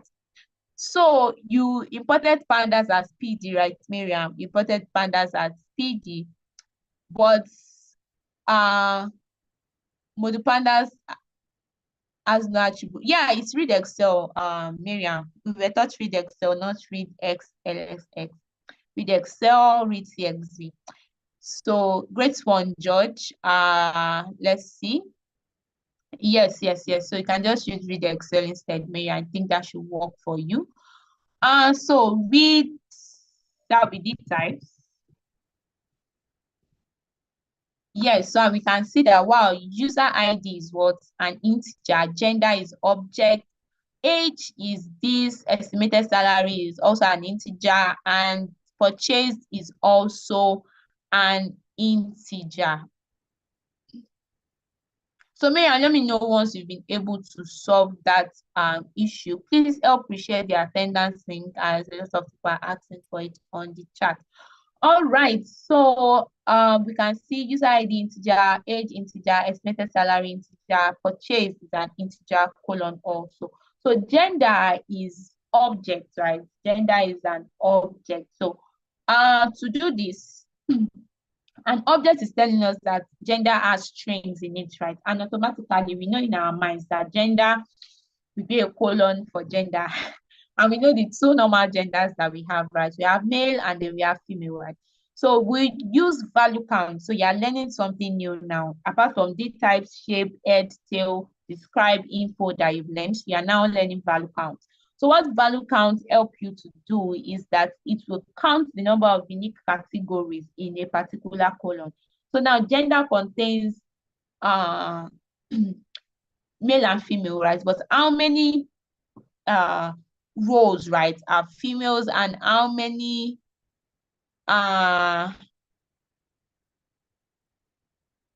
yes, so Oluwatobi already responded. So please watch out for the attendance so you don't miss it once again. So data, yes, so just like I was trying to say, for value count is going to show you the number of data points, right, that are assigned to each category. So you can see female, we have what, 204 rows that are for females. Males, we have 196 rows, right, that are for females, right, and that are for males rather. So why if you want to see for our purchase also, our purchase colon is integer, but then you can see that it only has 2 unique values, as this is our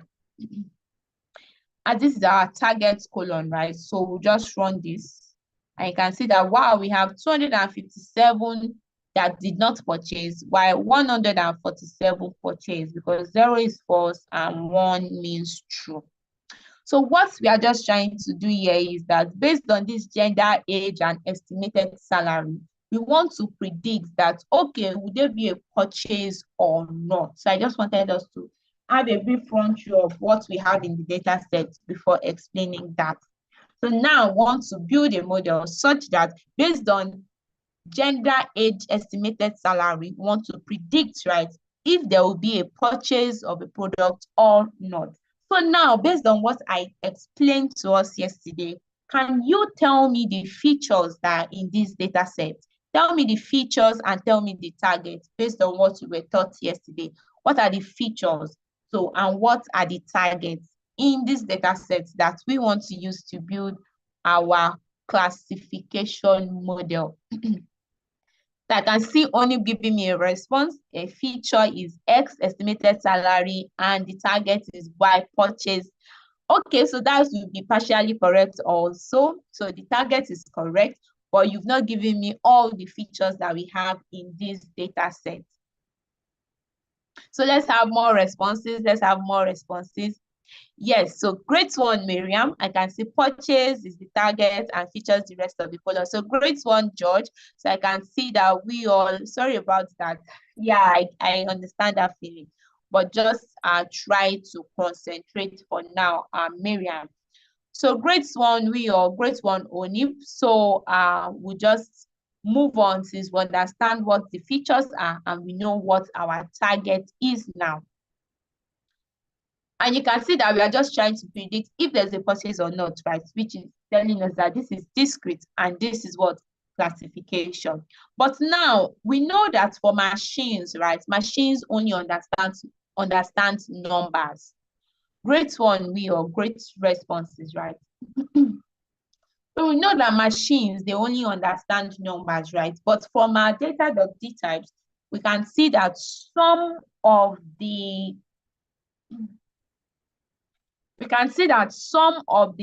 colons, right, they are not integers, right?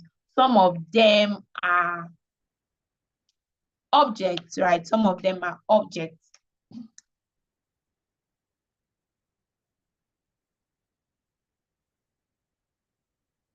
So the first thing we want to do is to first convert. The first thing we want to do is to first convert the objects, right, that we have in our data stream. We want to first convert it to what?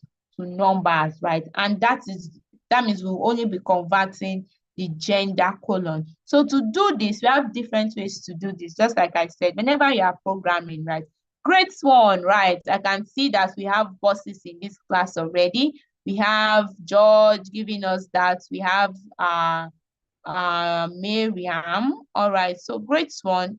Yes, we can, just like I said, there are different ways to achieve a particular result whenever we are coding, right? So you can do dot replace, that also works, or label and code.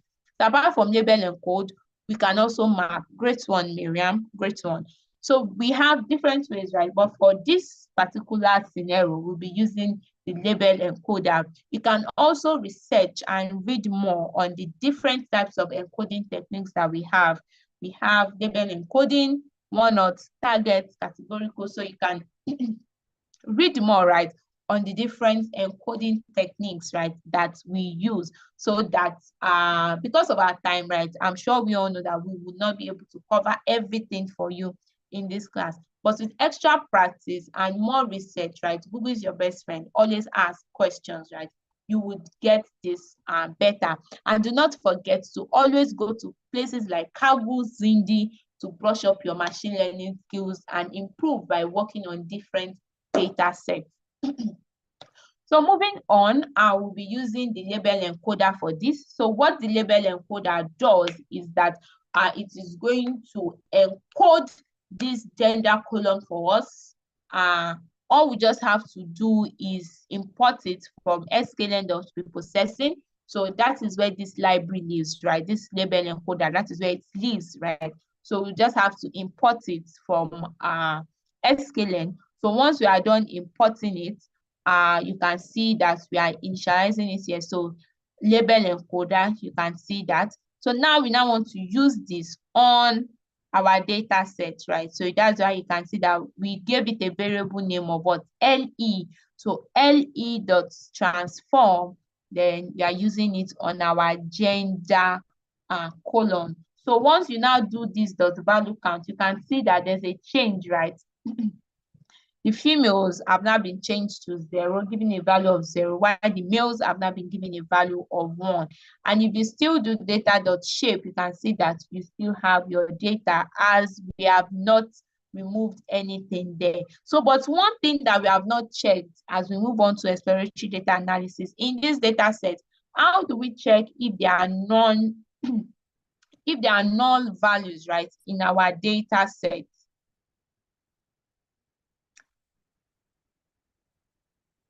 So how do we check if there are null values in our data set? So you can let me know that in the chat. Data door, apart from using info, I know we can still see it in info. Great one, only. So we can use data dot is null, and then we use sum to sum everything up in our data set. So data dot is null.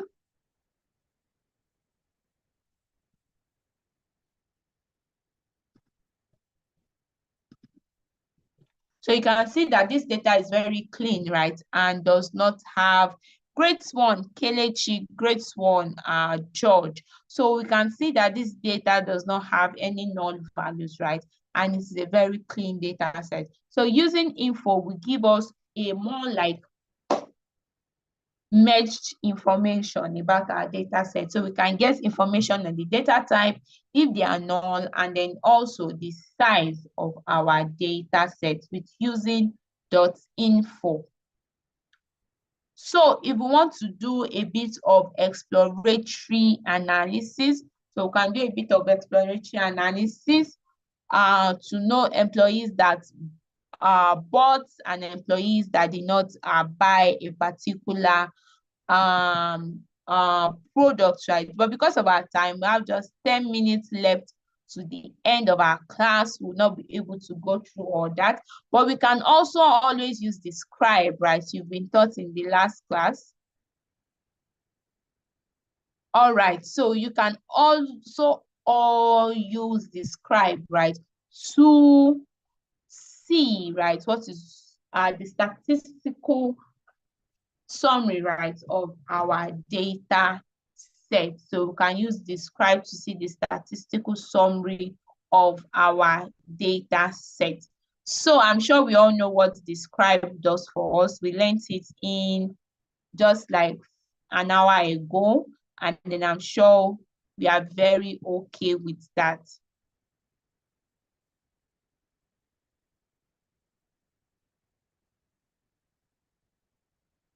Yes, Phoebe. So what if the data contains null? How do we go about it? If the data contains null, depends on the amount of nulls that the data contains, right? So if the data contains a lot of nulls, like if a specific column contains a plenty nulls, let's say like 80% of those, if the column is null, or 90%, right?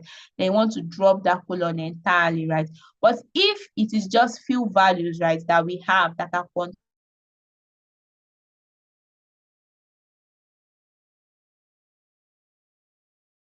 with more depending on the data type of that column, that will work. Or you can also see if replacing the null with 0 or replacing the null with a specific encoding number, right? To specify nulls in machine learning -999, if that will work. So it depends on that, depends on the amount of null, just like I said, that you have, that would specify that will specify how you fill your missing values. Okay, so for our label encoder, so what the label encoder just does, right? What it does for you is that it helps to encode your categorical column, right? Just as we've seen that what it did here, it encoded the male to 1 and then female to 0. So you can also read up on other encoding techniques like one not to understand how they do, but one not encoding is encodes differently, right, from label encoding. So you want to read up on that. Because of our time, I won't want to start explaining that. So while for our visualization, we've done a bit of exploratory analysis. We've seen if our data set is clean. So now we've already imported Seaborn, we've imported Matplotlib. Oh, my voice was breaking. Oh, sorry about that.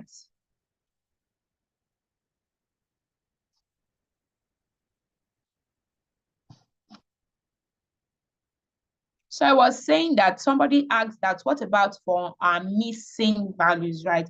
So for missing values, I was saying if you want to fill missing values, it depends on the amount of missing values that you have, right? So if you have like 90% of the columns of the rows, right, in a particular column, let's say about 90% are missing.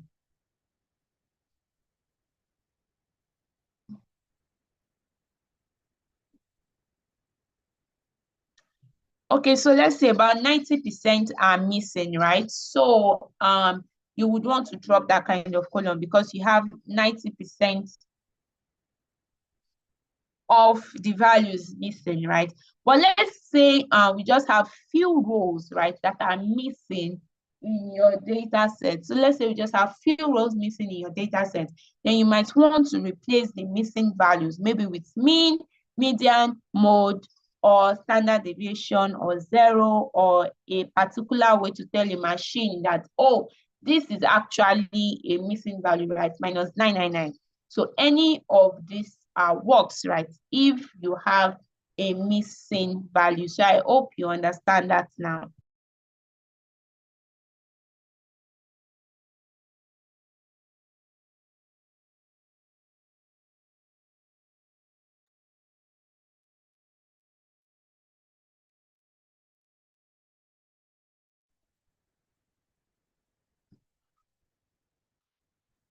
All right, so moving on to the next thing. So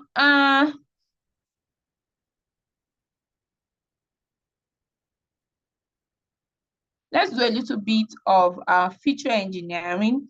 We won't actually be able to do some visualization because this is 1 p.m. already and we're supposed to end the class.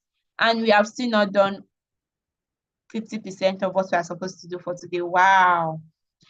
So let's do a bit of feature engineering. For those following, I'll just quickly send this to the chat. So what we are just doing is that we are trying to bin our ages, right?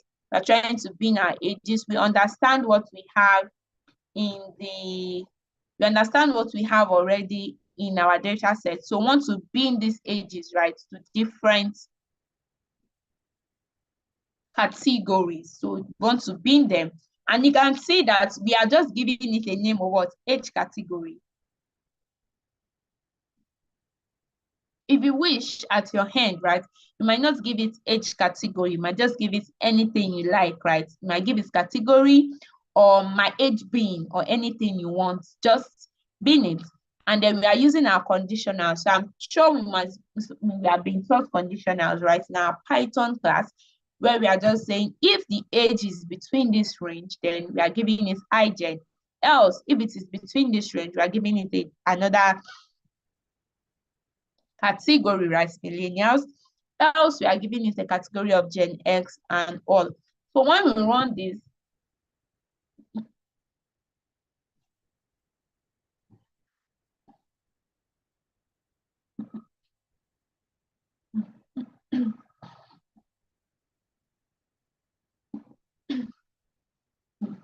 yeah, sorry. So once you run this, you see that the age category will now be part of what you have, right, in your data set. So you can see that this has been added. So another research that you can do on your own is, apart from using a list comprehension like this, you can do it in a very basic way that you understand. So you can try to do that on your own, at your own convenience, right? So another thing that we'll also try to engineer is the income category. So we can engineer another column for income based on the different quarter codes.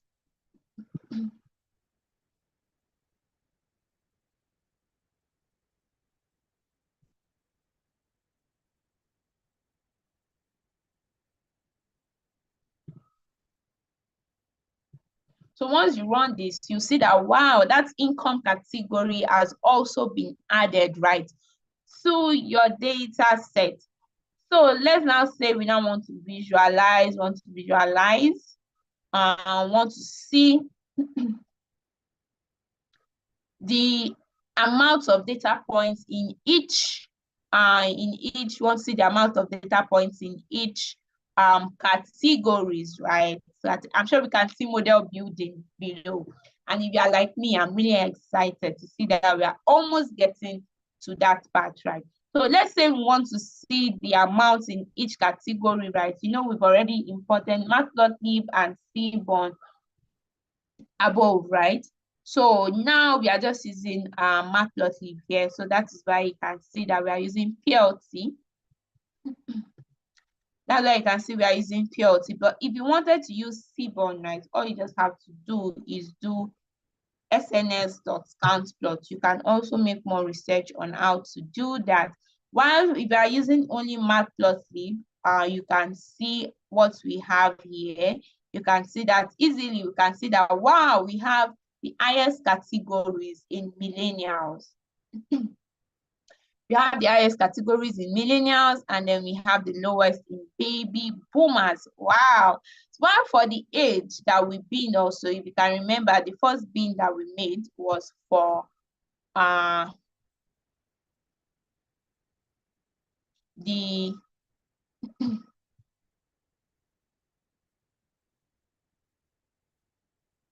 for income categories. So let's see for our income categories.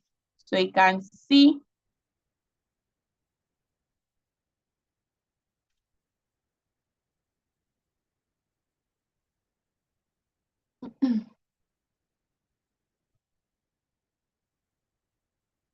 let me copy that income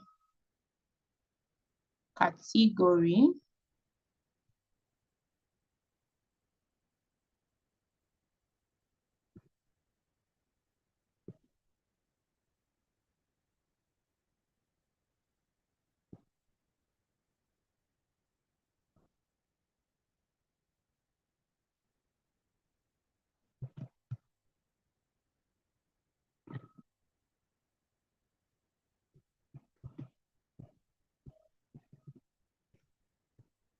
So yeah, we can see the different categories for income and that way. So for here now, we are just trying to visualize different columns, and then we are plotting them nicely and also changing the colors. So you have that there, majorly using seaborn. And then we are using subplot so that we can see more than one chart at a time. So that is what we use subplot for. You can see that, oh, you can see more than one chart at a time using subplot. So you can see that data visualization is actually very great. Helps us to see our data, right, in a more representative way than tables. So now we are where we want to get to, right? So now we all understand the features and then the targets. We understand what the features is, we understand what the targets are. But when we all were talking, stating the features and the targets initially, we made some little mistake, right? Some of us got it correct, right? Some of us did not get everything correct, right? We all got the target, that the target is purchase, right? Since that is what we are trying to get. If an employee will make a purchase or not based on their gender, age, and salary. But then some of us said, oh, apart from the target, the remaining columns, right, are the features. We said the remaining columns are the features. Yes, gender, age, and estimated salary are actually the features, but the user ID, right, is just a generic, it's a number. So we do not use ID as features anytime we want to predict, anytime we want to build rather a machine learning model, right? This is because this can make the model to overfit, right? Because you are telling you that, okay, a person with this ID has this specific feature. So you're saying a person with this ID has this specific feature, or a person with this ID has this specific feature. So we do not put in the feature info, the ID information anytime we are building our machine learning model. Please make sure to always remove the ID information from your model anytime you are building it. All right, so moving on to our model building stage.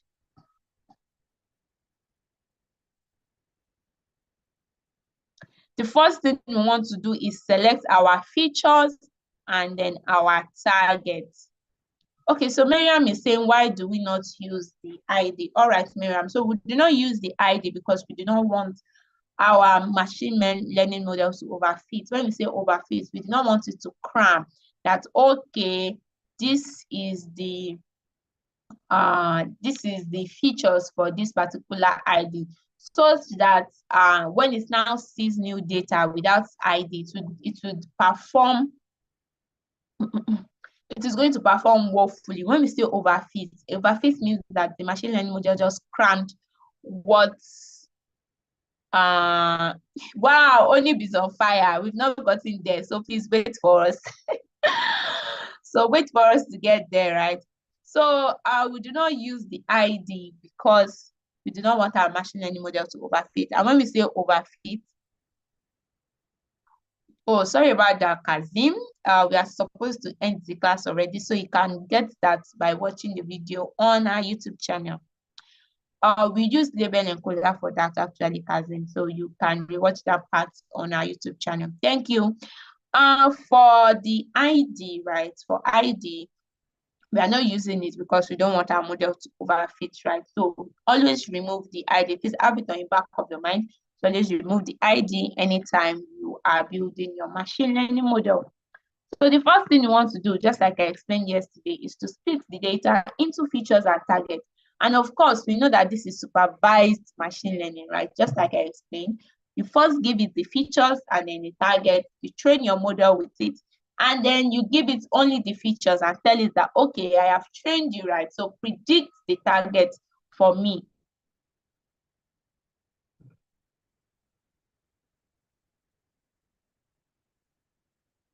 All right, I'm sure the organizers can see this and then they will try to make it available. Thank you.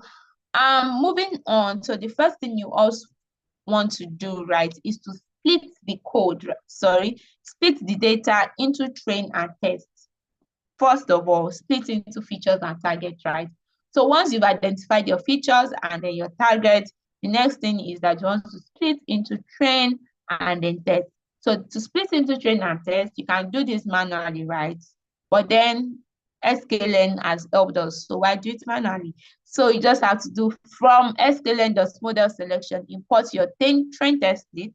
Then you define these parameters, x train, x test.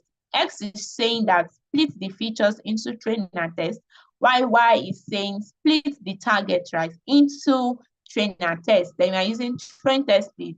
Then you are now passing in your feature and then your targets, and you are saying, oh, I want the test size to be 0.3, which is 30%, which is telling us that the train size will be what? 70% automatically. So you do not need to specify the train size as long as you specified the test size, right? So you can run that. And then you have your data set splitted right into train and then test. In fact, at your end, you can see X train, view X train, view Y train to see what you have there. So you can see that some of the columns that we engineered, we are not using them here. So at your leisure time or when you are going through this video, you can make sure to add those engineered column right in the features to see how well they improve the model performance. So I can see someone asking a question that I heard that 20% is the best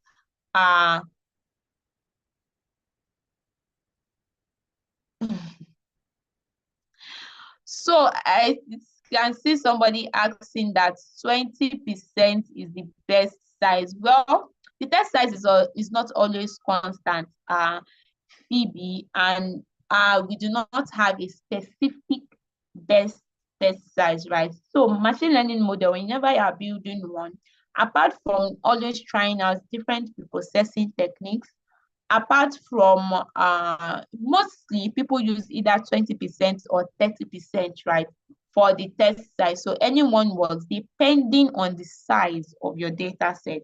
So if you have a very small data set, right, you might want to use 20%, right? But if you have a large data set, right, you might want to use 30%, right? Because you know, the more data you use to train your machine learning model, the more it learns, and then it is able to do your classification better for you.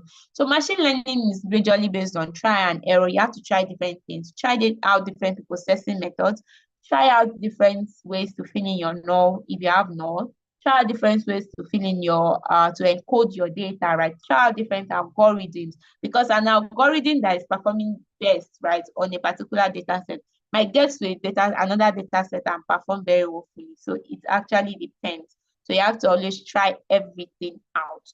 So now that we've been able to encode our data set is clean, so we do not need to drop or think of any way to treat our missing values.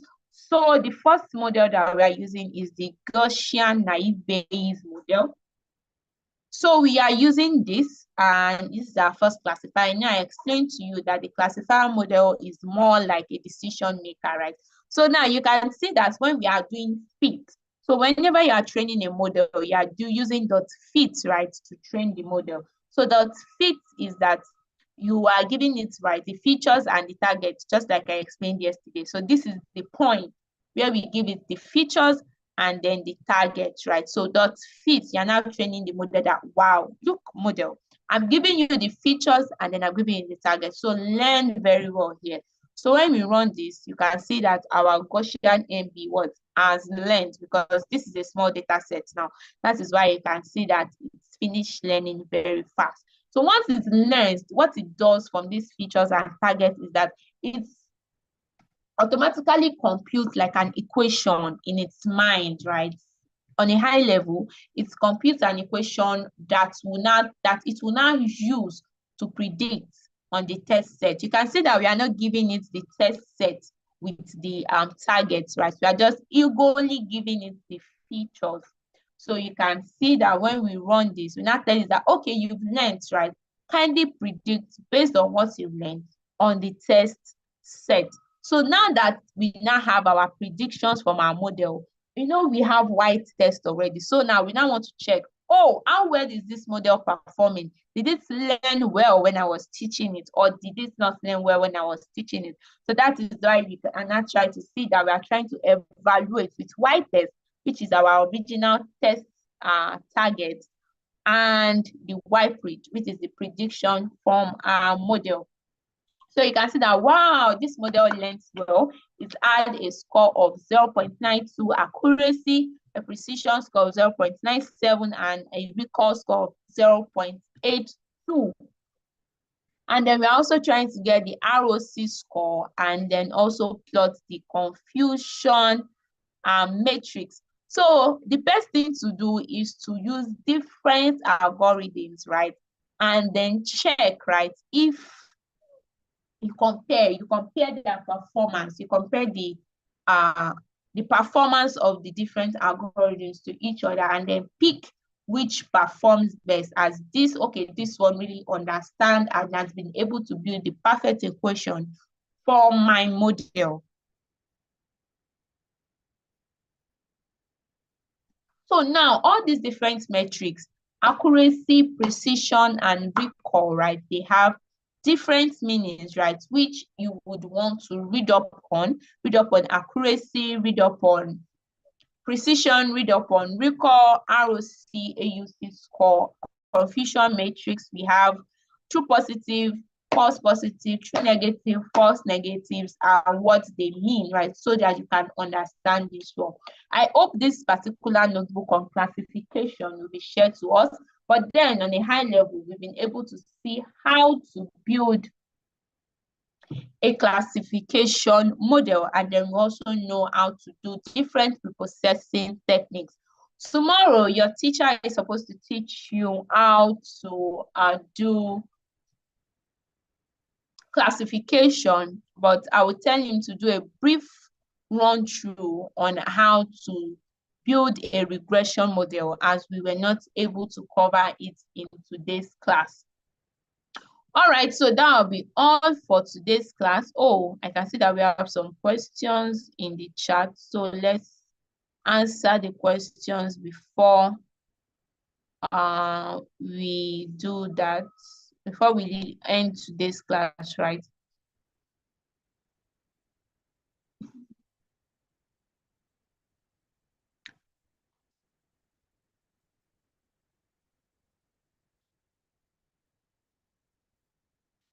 Okay, please share the code for the train and test. All right, so at least everybody in this class should be able to build just a model. Since we were not, you can now try out other models yourself.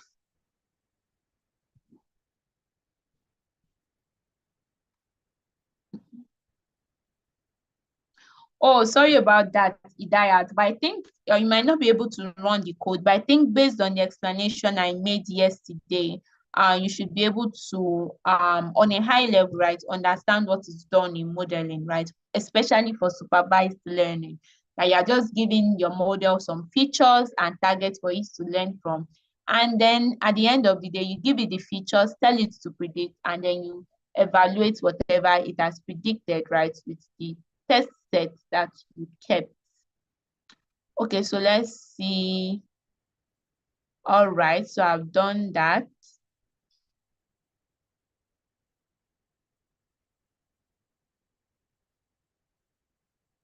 Sorry about that. Alan Raji is saying confusion matrix is confusing.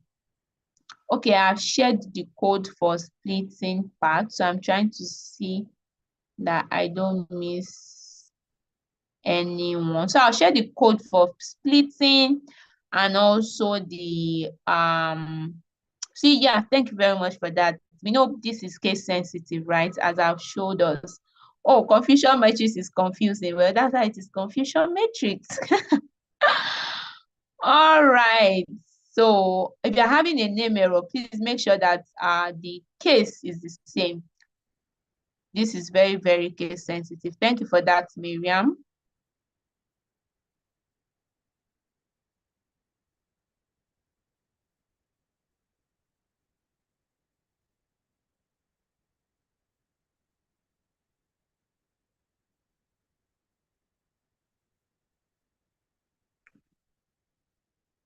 Okay, so let's do this.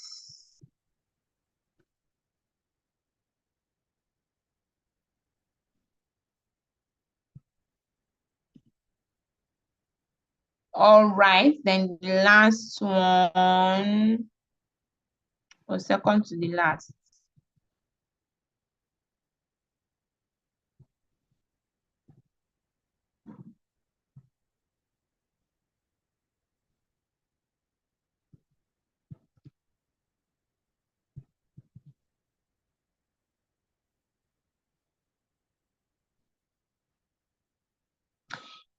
Okay, so this. So at least when you are reading up on it, you get to understand better. And then for confusion matrix, true positive, false positive, true negative, false negative, right? So read up on that. Our time will not permit as we are very, very, very much past the time. That was why I was trying to rush us through EDA in the morning such that we get to the main points that needed much explanation. But we're not able to do that, right? So you can try out different models, still goes on the same process. All you just have to do is import the model and then fit it on your data set, predict, and then evaluate. So we talked about the machine learning processes yesterday, in which we all now understand. So thank you very much for joining today's class. In case there are places that you do not still understand in today's class, apologies for that. Please do not forget to watch it on our YouTube channel again, and I'm sure that you would have more understanding on this. So thank you for joining today's class, and bye. Thank you, Adejumobi. Please confirm you can hear me. Good afternoon once again, everyone. Please confirm you can hear me in the chat room.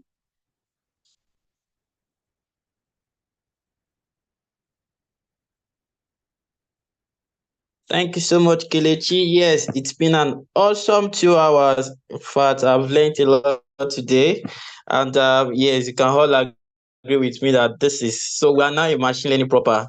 Now you can boast that you are now a data scientist. I mean, you are now becoming a data scientist because this is all it takes. Once you build your first model, yeah, that's the way to go. So the conversation continues on Telegram. I know we'll have a lot of questions, but we may not be able to take them here. So the conversation continues on the Telegram group. I want to believe everybody has seen the link to join the Telegram. We've been posting that since morning. So make sure that you join the Telegram group. If there's anything you are not clear about, you can put the question on the Telegram group. We have our dedicated support team. We're on standby 24/7 to attend to your question. And we also have fellow learners who can also help you out with whatever issue you are faced with. Thank you so much, Adejumobi, for taking us through this. It has been 2 hours actually, and you even extended more than one just to show your passion, your dedication to doing this for us. So, like I said, the recording will be available on our DSN YouTube channel immediately I end this session. So, if there's any part of today's class that you've missed, you can always quickly go back to the recording and watch wherever you missed. You should know the timestamp of where you missed already, so it becomes very easy for you to do. So tomorrow is going to be the final class. I mean the day 5, the grand finale for Cohort 4 Python for data science and machine learning. So we round it up with Mr. Wezu coming in to take us on the final day. Yes, so tomorrow is the final class, and I hope to see everybody again tomorrow. Thank you all for joining today's session. See you tomorrow, same time. Enjoy the rest of your day, and bye for now. Bye bye, everyone.